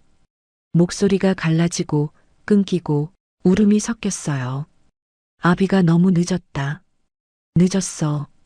미안하다. 미안해. 태호의 얼굴이 일그러졌어요. 눈물이 주름진 볼을 타고 쏟아져 내렸습니다. 태호가 스스로를 벌하듯 자신의 가슴을 주먹으로 내리쳤어요. 퍼! 내가 죽일 놈이다. 내 새끼가 굶주리는 동안 나는 도대체 뭘 한 게야. 태호의 오열이 복도에 메아리 쳤어요. 서연의 아버지의 모습을 보며 그대로 굳어버렸습니다. 아버지가 왜 여기 있을까요? 왜 무릎을 꿇고 자신에게 미안하다고 말하며 울고 있는 걸까요? 이해가 되지 않았어요. 그동안 믿어왔던 모든 것이 흔들리고 있었습니다. 하지만 서연은 눈물을 흘린 채로 그대로 얼어붙어 있었어요. 아버지의 품을 밀어내지도 끌어안지도 못했습니다. 그 순간이었습니다. 서연의 입술이 달싹였어요. 이 손 놓으세요. 목소리가 떨렸습니다. 차갑고 날카로웠어요. 당신 딸은 9년 전에 죽었습니다. 그 말이 비수처럼 태호의 심장을 꿰뚫었어요. 태호의 울음이 멈추었습니다.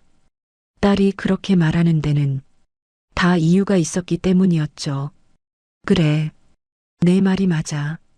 태호의 목소리가 갈라졌어요. 나는 아비 자격이 없는 놈이야. 다 내 잘못이야.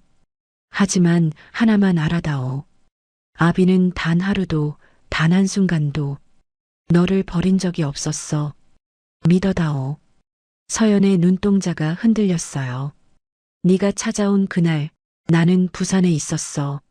너를 쫓아낸 건 내가 아니야. 박현수, 그놈이 내 이름을 팔아 너를 쫓아냈어. 네가 나한테 한 전화 37통. 그놈이 전부 중간에서 막았어. 나는 아무것도 몰랐어. 서연의 입술이 파르르 떨렸습니다. 믿어달라고 말 못해. 그냥 이것만 알아다오. 아비는 너를 버린 적 없어. 단 하루도. 태호의 목소리가 끝까지 갈라졌어요. 서연의 눈에서도 뜨거운 것이 차올랐습니다. 9년 동안 굳게 닫아두었던 마음에 금이 가기 시작했어요. 그 말을 어떻게 믿어요? 9년간 썩어 문드러진 가슴이 어떻게 단 몇 마디에 아물 수 있겠어요. 서연이 태호의 손을 차갑게 뿌리치려던 찰나였습니다. 그때 병실 문이 열렸어요. 엄마, 가느다란 목소리였습니다. 기력이 조금 돌아온 로운이 아까보다 더 큰 소리에 달려나왔던 거예요. 한 손으로 링거대를 질질 끌고 다른 손으로 벽을 짚은 채 비틀거리며 걸어오고 있었습니다. 서연과 태호가 동시에 고개를 돌렸습니다. 로운이 서 있었어요. 창백한 얼굴에 눈물이 흘러내리고 있었습니다. 엄마, 왜 울어요? 울지마. 로운이 엄마에게 다가왔어요. 그리고 엄마 옆에 무릎 꿇고 있는 노인을 바라보았습니다. 아이의 눈이 커졌어요. 저번에 본 할아버지다. 그러더니 로운은 직감했어요. 엄마, 혹시 이 할아버지가 로운이 할아버지야? 서연의 입술이 달싹였어요. 말이 나오지 않았습니다. 태호가 떨리는 손을 뻗어 로운의 뺨을 어루만졌어요. 작고 말라빠진 뺨이었습니다. 손끝에 닿는 아이의 피부가 뜨거웠어요. 열이 나고 있었습니다. 로운이 고개를 갸웃거렸습니다. 그리고 작은 손을 뻗어 태호의 볼을 만졌어요. 손끝에 눈물이 묻었습니다. 할아버지, 왜 울어? 너무 기뻐서 그래. 우리 로운이 만나서 너무 기뻐서. 로운이 조심스럽게 손을 올려 태호의 눈물을 닦아주었습니다. 작은 손가락이 주름진 볼 위를 어루만졌어요. 그러다 로운이 태호의 손등을 내려다보았어요. 작은 손가락으로 굵은 핏줄을 천천히 짚었습니다. 할아버지 손, 우리 엄마 손처럼 따뜻해요. 태호의 눈에서 눈물이 다시 흘러내렸습니다. 이 아이의 손도, 딸이 손도, 자신의 손도 같은 핏줄이 흐르고 있었어요. 9년이 갈라놓을 수 없었던 것이 바로 이거였습니다. 할아버지, 울지 마. 로운이도 할아버지 만나서 기뻐. 그 말에 태호의 오열이 터졌어요. 아이를 끌어안았습니다. 앙상한 몸이 품에 안겼어요. 너무 가벼웠습니다. 서연은 그 광경을 바라보았습니다. 아버지가 아들을 안고 우는 모습을 9년 동안 굳게 닫혀 있던 마음에 균열이 생겼어요. 그 틈 사이로 뜨거운 무언가가 스며들었습니다.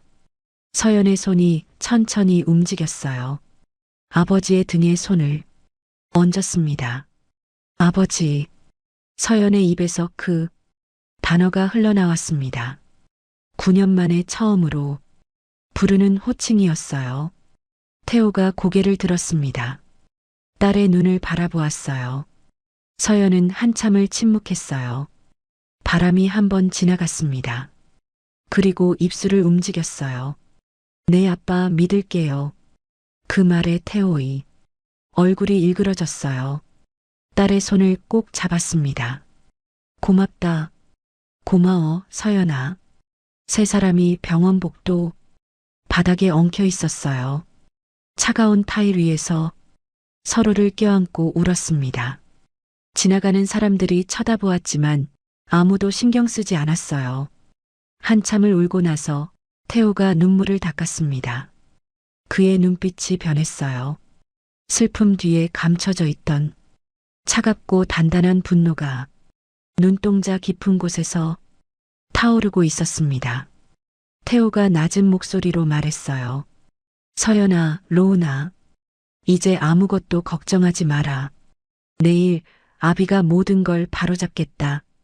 너희를 지옥에 몰아넣은 그 뱀을 땅속 깊이 묻어버리겠다. 그의 눈에서 눈물이 마르고 있었어요.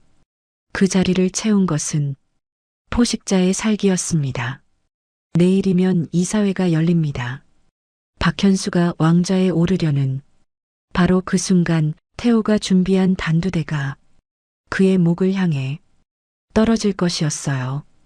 복수의 칼날이 마침내 빛을 발하려 하고 있었습니다. 이사회 사흘 전이었습니다. 태호는 집무실에서 결제 서류를 들고 있었어요. 박현수가 맞은편 소파에 앉아 보고를 올리고 있었습니다. 평소와 다름없는 오전이었어요. 태호가 서류를 내려놓으려다 손을 놓쳤습니다. 서류가 바닥으로 흩어졌어요. 종이들이 사방으로 떨어졌습니다. 아이고, 태호가 당황한 듯 몸을 숙였어요. 하지만 손이 떨려 서류를 제대로 짚지 못했습니다. 손가락이 헛바퀴를 굴렸어요. 괜찮으십니까, 회장님? 박현수가 다가와 서류를 주었습니다. 그의 눈가에 미세한 만족감이 스쳤어요. 요즘 손이 자주 떨리셔서 걱정입니다. 주치의 진료를 다시 잡아드릴까요? 됐어. 그냥 피곤해서 그래. 태호가 힘없이 손을 내저었어요. 눈빛이 흐리멍덩했습니다. 초점이 맞지 않는 것 같았어요. 박현수는 고개를 숙였습니다. 충직한 비서의 자세였어요. 하지만 숙인 고개 뒤로 그의 입꼬리가 천천히 올라갔습니다. 이 늙은이가 내 계획을 저절로 도와주는군. 박현수는 속으로 중얼거렸어요.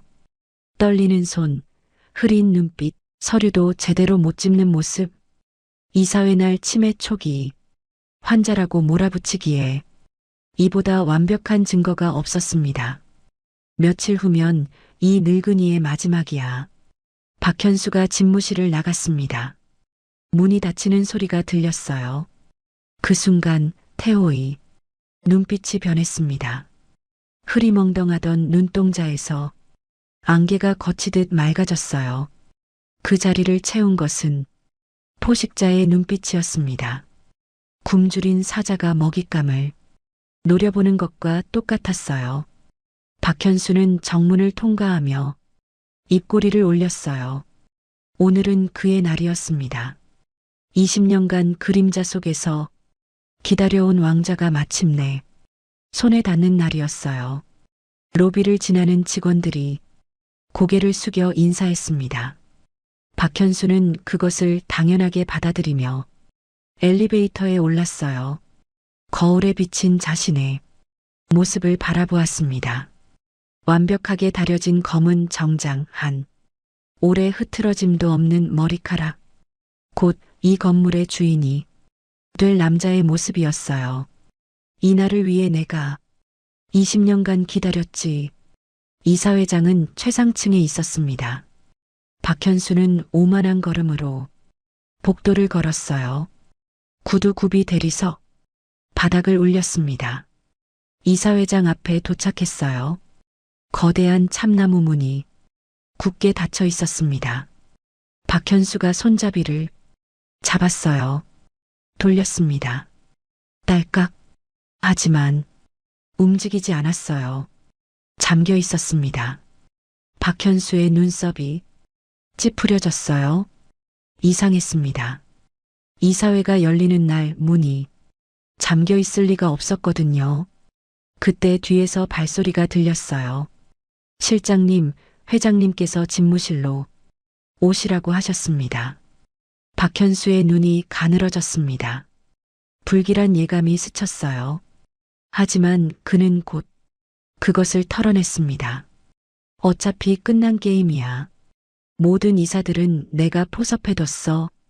집무실 문을 밀어 열었습니다. 그리고 멈추었어요. 집무실 안에는 임원이 한 명도 없었습니다. 대신 거구의 사내들이 벽을 따라 늘어서 있었어요. 검은 정장에 귀에 이어피스를 꽂은 사설 경호원들이었습니다. 그들의 눈빛이 차갑게 박현수를 향해 있었어요. 그리고 정중앙 거대한 책상 앞에 태호가 앉아 있었습니다.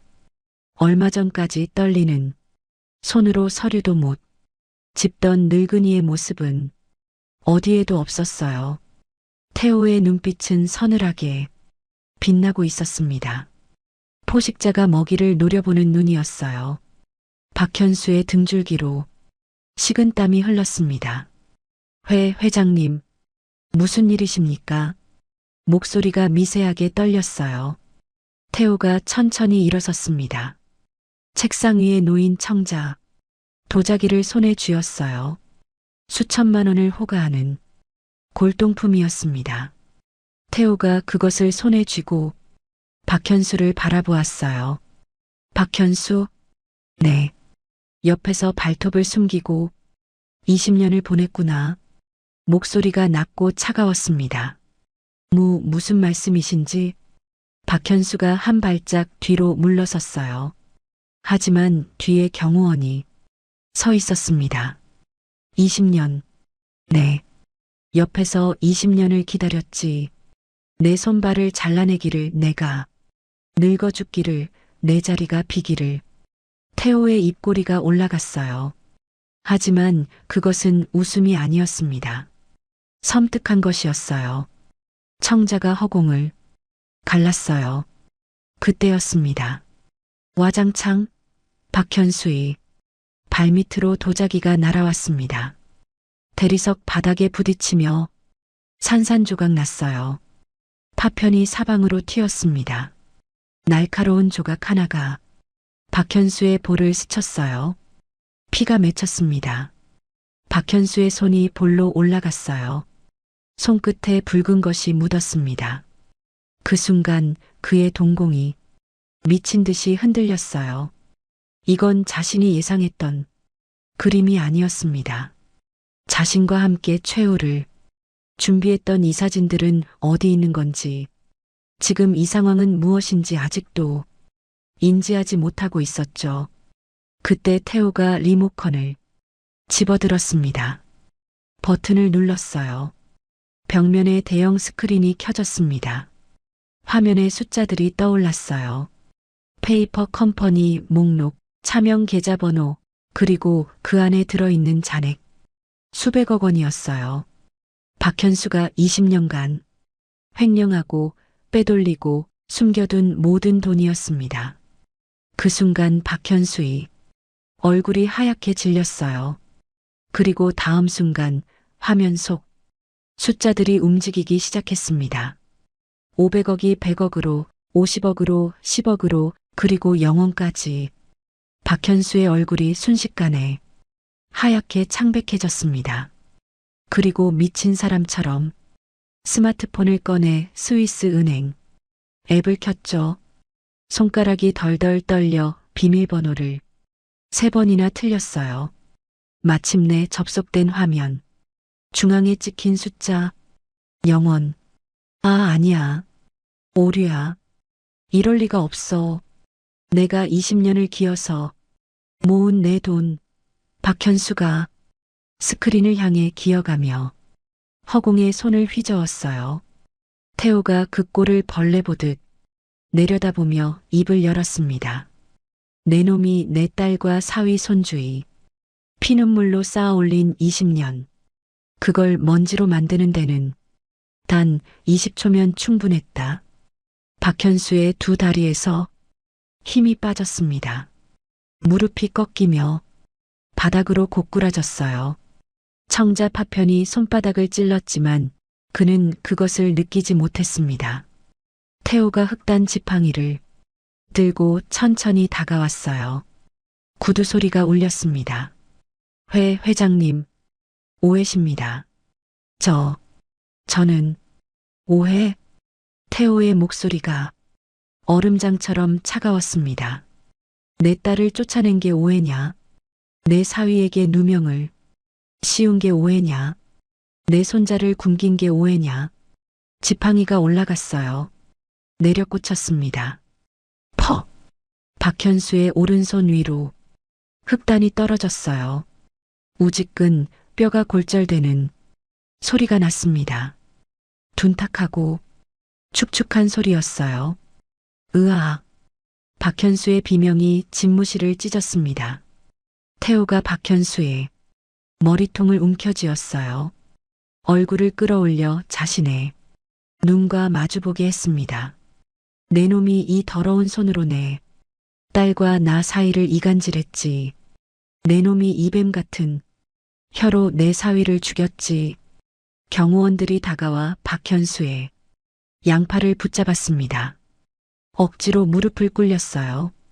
박현수는 부러진 손을 부여잡은 채 비명을 질렀습니다. 회장님, 살려주십시오. 제발이요. 잘못했습니다. 박현수가 머리를 조아렸어요. 이마를 바닥에 찧었습니다. 콧물과 눈물이 뒤섞여 흘러내렸어요. 제발이요. 제발 한 번만 용서해 주십시오. 서연이 그랬던 것처럼 병원 바닥에 무릎 꿇고 두 손을 빌었던 그녀처럼 박현수가 바닥에 엎드려 목숨을 구걸했어요. 태호는 그 모습을 차갑게 내려다보았습니다. 용서? 목소리가 얼음처럼 차가웠어요. 내 새치 혀가 감히 용서라는 단어를 입에 올려 태호가 몸을 숙여 박현수의 귓가에 속삭였습니다. 넌 남은 평생 내 딸과 손자가 겪은 1000배의 굶주림 속에서 찢길 것이다. 하루하루가 지옥일 거다. 죽고 싶어도 죽지 못하고 살아도 산 게 아닌 나날을 보내게 될 거다. 박현수의 얼굴이 공포로 일그러졌어요. 그때 집무실 문이 박살나듯 열렸습니다. 검은 조끼를 입은 사내들이 쏟아져 들어왔어요. 가슴에 검찰 특수부라는 글자가 박혀 있었습니다. 박현수 씨, 특정경제범죄 가중처벌 및 횡령 그리고 살인교사 혐의로 긴급 체포합니다. 수사관이 수갑을 꺼냈어요. 박현수의 눈이 휘둥그레졌습니다. 살인교사? 무슨? 이준혁 씨 독살 혐의입니다. 증거가 확보되었습니다. 수갑이 박현수의 손목에 채워졌어요. 차가운 금속이 피부에 닿았습니다. 아니야. 난 그런 적 없어. 박현수가 발버둥 쳤어요. 하지만 수사관들이 양팔을 붙잡아 끌어냈습니다. 회장님, 제발 살려주십시오. 오해입니다. 박현수의 절규가 복도에 울렸습니다. 하지만 태호는 대답하지 않았어요. 복도 끝으로 사라지는 박현수의 뒷모습을 바라보았습니다. 20년간 자신의 그림자였던 남자가 수갑에 채여 끌려가고 있었어요. 집무실에 정적이 내려앉았습니다. 태호는 천천히 고개를 숙였어요. 청자 파편과 핏자국이 대리석 위에 흩어져 있었습니다. 태호가 그 위를 밟으며 걸었어요. 구두 밑에서 파편이 바스러지는 소리가 났습니다. 문 앞에 섰습니다. 잠시 멈추었어요. 가슴 깊은 곳에서 무언가가 풀리는 것 같았습니다. 9년 동안 쌓여왔던 응어리가 묵은 체증이 천천히 녹아내리고 있었어요. 태호는 뒤돌아보지 않았습니다. 문을 열고 밖으로 나갔어요. 복도의 햇살이 그의 얼굴을 비추었습니다. 끝났다. 태호의 입에서 낮은 중얼거림이 흘러나왔어요. 준혁아, 내 사위. 미안하다. 이제 편히 눈 감거라. 내 누명은 벗겨졌다. 너무 늦어서 미안하구나. 그리고 태호는 걸음을 옮겼습니다. 딸과 손자가 기다리는 곳을 향해. 그리고 다음 날 뉴스 속보가 전국으로 퍼져나갔습니다. 병실 텔레비전 화면에 박현수의 얼굴이 떠 있었어요. 수갑을 찬 채 검찰청 계단을 내려오는 모습이었습니다. 기자들의 플래시가 터졌어요. 박현수는 고개를 푹 숙인 채 얼굴을 가리고 있었습니다.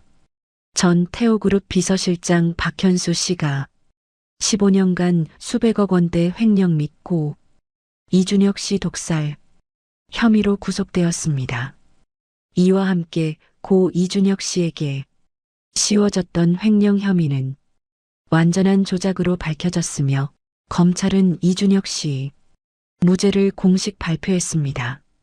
앵커의 목소리가 병실에 울렸어요. 서연은 침대 옆 의자에 앉아 화면을 바라보고 있었습니다. 눈을 뗄 수가 없었어요. 이준혁 씨의 무죄가 공식 발표되었습니다. 그 말이 귓전을 맴돌았어요. 무죄. 3년 동안 짊어지고 살았던 무게가 남편에게 씌워졌던 누명이 마침내 벗겨졌습니다. 서연의 입술이 달싹였어요. 여보, 목소리가 갈라졌습니다. 여보, 들었어? 당신 무죄래. 당신이 훔친 게 아니래. 서연의 눈에서 눈물이 쏟아졌어요. 참을 수가 없었습니다. 3년간 꾹꾹 눌러왔던 것이 한꺼번에 터져나왔어요. 여보, 미안해. 내가 끝까지 믿었어야 했는데, 내가 더 싸웠어야 했는데, 당신이 억울하다고 말할 때 나는 증거가 없다며 함께 싸워주지 못했어. 당신 손을 잡고 같이 버텨줬어야 했는데, 그게 늘 마음에 걸렸어, 여보. 서연은 두 손으로 얼굴을 감싸며 오열했어요. 어깨가 들썩였습니다. 남편의 이름을 부르며 3년간 하지 못했던 울음을 쏟아냈습니다. 병실 침대에서 로운이 엄마를 바라보았어요. 아이는 아무 말도 하지 않았습니다. 대신 링거줄이 꽂힌 팔을 뻗어 엄마의 손을 잡았어요. 작고 뜨거운 손이 엄마를 위로하고 있었습니다. 두 사람은 그렇게 한동안 말없이 있었어요. 며칠 후 태호는 기자회견장에 섰습니다. 태호그룹의 모든 지분을 딸 이서연과 손자 이로운에게 양도합니다. 그리고 저는 오늘부로 회장직에서 물러납니다. 기자들의 플래시가 터졌어요. 질문이 쏟아졌습니다. 하지만 태호는 더 이상 말하지 않았어요. 고개를 숙여 인사한 뒤 회견장을 나섰습니다. 그날 저녁 태호는 병원에 있었습니다. 로우는 VIP 병실로 옮겨져 있었어요. 최고의 의료진이 붙어 치료를 받고 있었습니다. 아이의 볼에 조금씩 혈색이 돌아오고 있었어요. 태호는 병실 문 앞에 서 있었습니다. 문을 열지 못했어요. 손이 손잡이에 닿았다가 떨어졌습니다. 또 닿았다가 또 떨어졌어요. 죄인이었거든요. 문 너머에서 낮은 목소리가 들렸습니다. 로운의 목소리였어요. 엄마, 할아버지, 오늘은 로운이 보러 오실까? 잠시의 침묵이 흘렀습니다. 그리고 서연의 목소리가 들렸어요. 그럼 할아버지는 로운이 보러 오실 거야. 그 한마디가 태호의 가슴에 박혔습니다. 그는 손잡이를 잡은 채 오랫동안 멈추어 서 있었어요. 9년 동안 딸을 지옥에 내버려둔 아버지, 손자가 굶주리는 동안 따뜻한 방에서 잠을 잔 할아버지, 감히 어떤 낯으로 저 문을 열 수 있겠습니까? 그때 문이 열렸어요. 서연이 밖으로 나왔습니다. 아버지가 문 앞에 서 있는 것을 보았어요. 두 사람의 눈이 마주쳤습니다. 서연의 눈빛이 달라져 있었어요. 며칠 전까지만 해도 거기에는 원망과 분노가 있었습니다. 하지만 지금은 달랐어요. 차분하고 고요하고 무언가를 내려놓은 사람의 눈빛이었습니다.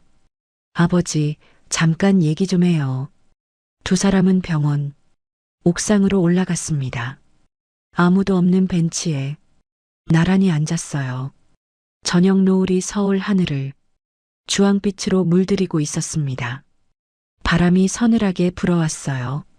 태호가 먼저 입을 열었습니다. 서연아, 변명하지 않을게. 목소리가 낮았어요. 그놈한테 속은 것도 내. 전화를 받지 못한 것도 다 변명이야. 결국 나는 아비로서 내 새끼를 지키지 못했어. 네가 굶주리는 동안 내 아이가 병들어가는 동안 나는 아무것도 몰랐어. 태호의 손이 무릎 위에서 떨렸어요. 죽을 죄를 졌다. 용서해달라는 말은 못하겠어. 그냥 미안하다는 말만 하게 해다오. 서연은 대답하지 않았어요. 오랫동안 침묵이 흘렀습니다. 바람이 두 사람의 옷깃을 스쳤어요. 한참이 지나서야 서연이 입을 열었습니다. 아버지. 태호가 고개를 들었어요. 제 아빠 자리로 돌아오시는 때 9년이 걸렸네요. 서연의 입가에 희미한 미소가 떠올랐어요. 쓸쓸하고 아프고 하지만 따뜻한 미소였습니다. 태호의 눈에서 눈물이 흘러내렸어요. 소리 없이 볼을 타고 떨어졌습니다. 주름 사이로 눈물이 스며들었어요. 고맙다, 서연아. 고마워. 태호가 떨리는 손을 뻗었어요. 서연의 손을 잡았습니다. 굳은 살이 박인 손이었어요. 거칠고 갈라지고 3년간의 고통이 새겨진 손이었습니다. 태호는 그 손을 두 손으로 감싸쥐었어요. 소중하게, 조심스럽게, 다시는 놓지 않겠다는 듯이. 철컥. 그때 옥상 문이 열렸어요. 할아버지, 엄마. 로운이 뛰어 올라왔습니다. 볼에 혈색이 돌아와 있었어요. 눈이 반짝반짝 빛나고 있었습니다. 아이가 태호에게 달려왔어요. 바짓가랑이를 붙잡았습니다. 할아버지, 이제 엄마랑 화해한 거예요? 태호가 웃었어요. 눈가에 아직 눈물이 맺혀 있었지만 웃음이었습니다. 그래, 화해했어, 로운아. 로운의 얼굴이 환하게 펴졌어요. 그때 로운이 자신의 눈 밑을 손가락으로 가리켰습니다. 엄마, 나는 할아버지가 나랑 눈 밑에 점이 똑같아서 좋아. 서연이 웃음을 터뜨렸어요. 태호도 웃었습니다. 태호가 로운을 끌어안았어요. 부서져라 껴안았습니다. 작은 몸이 품에 안겼어요. 따뜻했습니다. 우리 로운이 할아버지가 많이 사랑해. 그동안 못해준 거 할아버지가 다 해줄게. 나도 할아버지 사랑해요. 로운이 태호의 목을 껴안았습니다. 노을이 세 사람을 비추었어요. 주황빛이 따스하게 감싸 안았습니다. 마주보며 활짝 웃는 세 사람이 왼쪽 눈 밑 나란히 빛나는 작은 점 두 개가 노을에 반짝였습니다. 며칠 후 로운이 퇴원했습니다. 세 사람은 병원을 나섰어요. 하지만 태호는 고급 레스토랑으로 향하지 않았습니다. 대신 좁은 골목길을 걸었어요. 골목 끝에 허름한 식당 하나가 있었습니다. 백반집이었어요. 서연이 결혼 전 한 번씩 서연과 아내와 함께 먹으러 왔던 백반집이었습니다. 그곳은 오래되어 낡은 간판에 글씨가 반쯤 지워져 있었죠.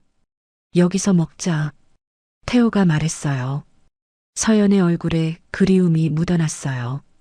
세 사람은 식당 안으로 들어갔습니다. 기름때 묻은 테이블에 마주 앉았어요.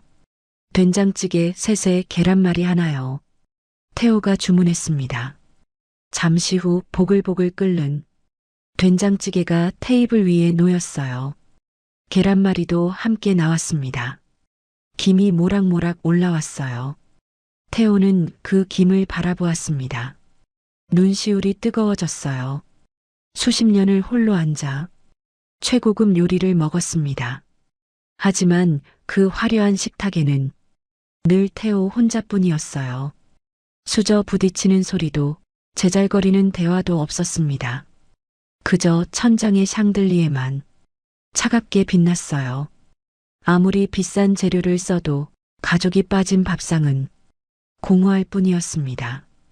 그 꿈이 지금 눈앞에 펼쳐져 있었습니다. 기름때 묻은 테이블, 찌그러진 양은, 냄비, 반찬새, 가지뿐인 소박한 밥상, 한남동 저택의 식탁과는 비교도 할 수 없이 초라했어요. 하지만 태호의 눈에는 그 어떤 만찬보다 찬란하게 빛나고 있었습니다. 딸이 맞은편에 앉아 있었어요. 손자가 그 옆에서 숟가락을 들고 있었습니다. 로운의 눈이 반짝였습니다. 와, 맛있겠다. 아이가 숟가락을 들었어요. 그리고 밥 위에 계란말이를 떠서 서연의 그릇에 올려주었습니다. 엄마, 많이 먹어.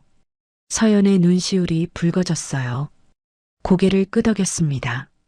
고마워, 로운아. 태호는 그 모습을 바라보았어요. 손자가 딸에게 반찬을 올려주는 그 작은 손짓이 태호의 심장을 부드럽게 쥐어짰습니다.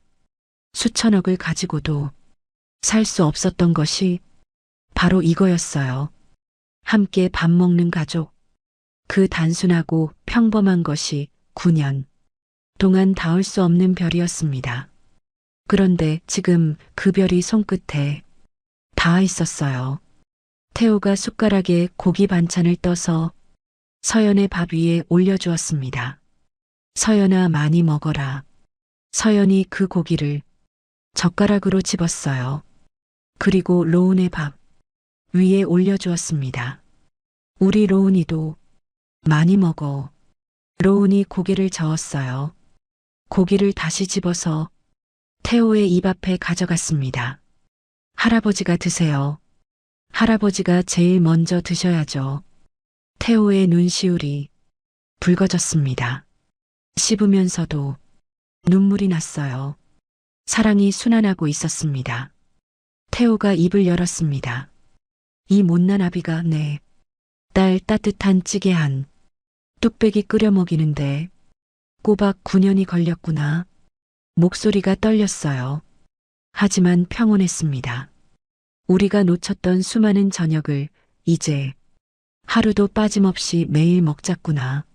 서연이 고개를 끄덕였어요. 눈물이 볼을 타고 흘러내렸습니다. 하지만 웃고 있었어요. 네, 아버지. 로운이 두 사람을 번갈아 보았습니다. 환하게 웃었어요. 나도 매일 먹을 거야. 세 사람이 웃음을 터뜨렸습니다. 마주보며 활짝 웃는 세 사람이 왼쪽 눈 밑 나란히 빛나는 작은 점 두 개가 노을에 반짝였습니다. 세 사람이 숟가락을 들었어요. 부딪히는 소리가 났습니다. 그 작은 쇳소리가 태호의 귓전에서 어떤 교향악보다 아름답게 울렸어요. 함께 웃었어요. 식당 창밖으로 눈부신 햇살이 쏟아졌습니다. 따뜻한 빛이 테이블 위를 비추었어요. 마주보며 웃는 세 사람의 왼쪽 눈 밑 나란히 빛나는 작은 점 두 개가 햇살에 반짝였습니다. 그리고 1년이 흘렀습니다. 늦가을 어느 날 서울 변두리에 마당 넓은 2층 양옥집 마당 한편에는 로운의 자전거가 햇살을 받고 있었어요.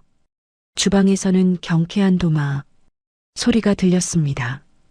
태호가 앞치마를 두르고 가스레인지 앞에 서 있었어요. 최고급 수제 양복은 옷장 깊숙이 들어가 있었습니다. 대신 헐렁한 카디건을 걸치고 있었어요. 뚝배기에서 된장찌개가 보글보글 끓고 있었습니다. 태호가 국자로 저으며 맛을 보았어요. 조금 짰습니다. 물을 더 넣었어요. 프라이팬에서는 계란말이가 익어가고 있었어요. 가장자리가 조금 탔습니다. 태호가 당황해서 뒤집었지만 이미 늦었어요. 괜찮아. 먹을 수 있어. 태호가 혼잣말을 했어요. 거실에서 웃음소리가 들렸습니다. 서연과 로운이 식탁에 앉아 있었어요. 로운은 1년 전과 완전히 달라져 있었습니다. 볼살이 통통하게 올라 있었어요. 키도 훌쩍 컸습니다. 건강한 아이의 모습이었어요. 서연도 달랐습니다. 굽었던 등이 펴졌어요. 푹 꺼졌던 볼이 차올랐습니다. 갈라졌던 입술에 고운 빛이 돌았어요. 10년 전의 미소를 되찾은 얼굴이었습니다. 태호가 뚝배기와 계란말이를 들고 식탁으로 왔어요. 조심스럽게 내려놓았습니다. 계란말이가 조금 탔다. 태호가 쑥스럽게 웃었어요. 이마에 땀을 닦았습니다. 괜찮아요, 아버지. 맛있어 보여요. 서연이 웃었습니다. 태호가 자리에 앉았어요. 세 사람이 마주 보았습니다. 태호가 숟가락에 고기 반찬을 떠서 서연의 밥 위에 올려주었어요. 많이 먹어라. 서연이 그 고기를 젓가락으로 집었어요. 그리고 로운의 밥 위에 올려주었습니다. 로운이 먹어. 로운이 고개를 저었어요. 고기를 다시 집어서 태호의 입 앞에 가져갔습니다. 할아버지가 먹어. 할아버지가 힘들게 만들었잖아. 아이가 고기를 태호의 입에 쏙 넣어주었어요. 태호의 눈시울이 붉어졌습니다. 씹으면서도 눈물이 났어요. 굶주렸던 과거가 지워지고 있었습니다. 사랑이 순환하고 있었어요. 태호가 입을 열었습니다. 이 못난 아비가 내 딸 따뜻한 찌개 한 뚝배기 끓여 먹이는데 꼬박 10년이 걸렸구나. 목소리가 떨렸어요. 하지만 평온했습니다. 우리가 놓쳤던 수많은 저녁을 이제 하루도 빠짐없이 매일 먹자꾸나. 서연이 고개를 끄덕였어요. 눈물이 볼을 타고 흘러내렸습니다. 하지만 웃고 있었어요. 네, 아버지. 로운이 두 사람을 번갈아 보았습니다. 환하게 웃었어요. 나도 매일 먹을 거야. 세 사람이 웃음을 터뜨렸습니다. 그래, 매일 먹자. 하루도 빠짐없이 세 사람이 나란히 앉아 밥을 먹었습니다. 노인과 딸, 그리고 손자, 할아버지와 엄마와 아이. 9년의 세월이 갈라놓았지만 끝내 다시 만난 세상에서 가장 따뜻한 가족이었습니다. 식탁 위로 김이 모락모락 피어올랐습니다. 숟가락 부딪히는 소리가 정겹게 울렸죠. 창밖으로 쏟아지는 주황빛 노을이 세 사람을 감싸 안았습니다. 마주보며 활짝 웃는 세 사람이 왼쪽 눈 밑 나란히 빛나는 작은 점 두 개가 노을에 반짝였습니다. 돈과 권력은 많은 것을 살 수 있지만 가족만큼은 살 수 없습니다. 아무리 높은 자리에 올라도 함께 밥 먹을 사람이 없다면 그 자리는 텅 빈 왕좌일 뿐이에요. 태호 회장이 9년 동안 깨달은 것은 단 하나였습니다. 가장 평범한 저녁 한 끼가 가장 값진 선물이라는 것. 그리고 진실은 반드시 밝혀진다는 것. 아무리 교묘하게 숨겨도 거짓은 언젠가 무너지게 되어 있습니다. 준혁 씨가 목숨을 걸고 남긴 증거가 결국 세상에 나왔듯이 진심은 결코 사라지지 않아요. 오늘 이야기가 마음에 작은 울림을 남겼다면 앞으로도 여러분이 일상의 따뜻한 위로가 될 이야기들로 찾아뵐 수 있도록 구독과 좋아요 부탁드립니다. 그리고 오늘 사연의 주인공 태호 할아버지와 서연, 로운에게 따뜻한 응원의 말도 댓글로 부탁드립니다. 여러분이라면 태호 할아버지처럼 뒤늦게라도 진실을 찾아 나설 수 있으셨을까요? 9년 동안 혼자 버텨온 서연의 선택에 대해 어떻게 생각하시나요? 그리고 7살 로운이가 엄마를 위해 국어를 나선 그 마음에 대해 어떻게 느끼셨나요? 여러분의 이야기가 궁금합니다. 당신의 일상의 기적을 응원합니다. 기적 같은 이야기였습니다.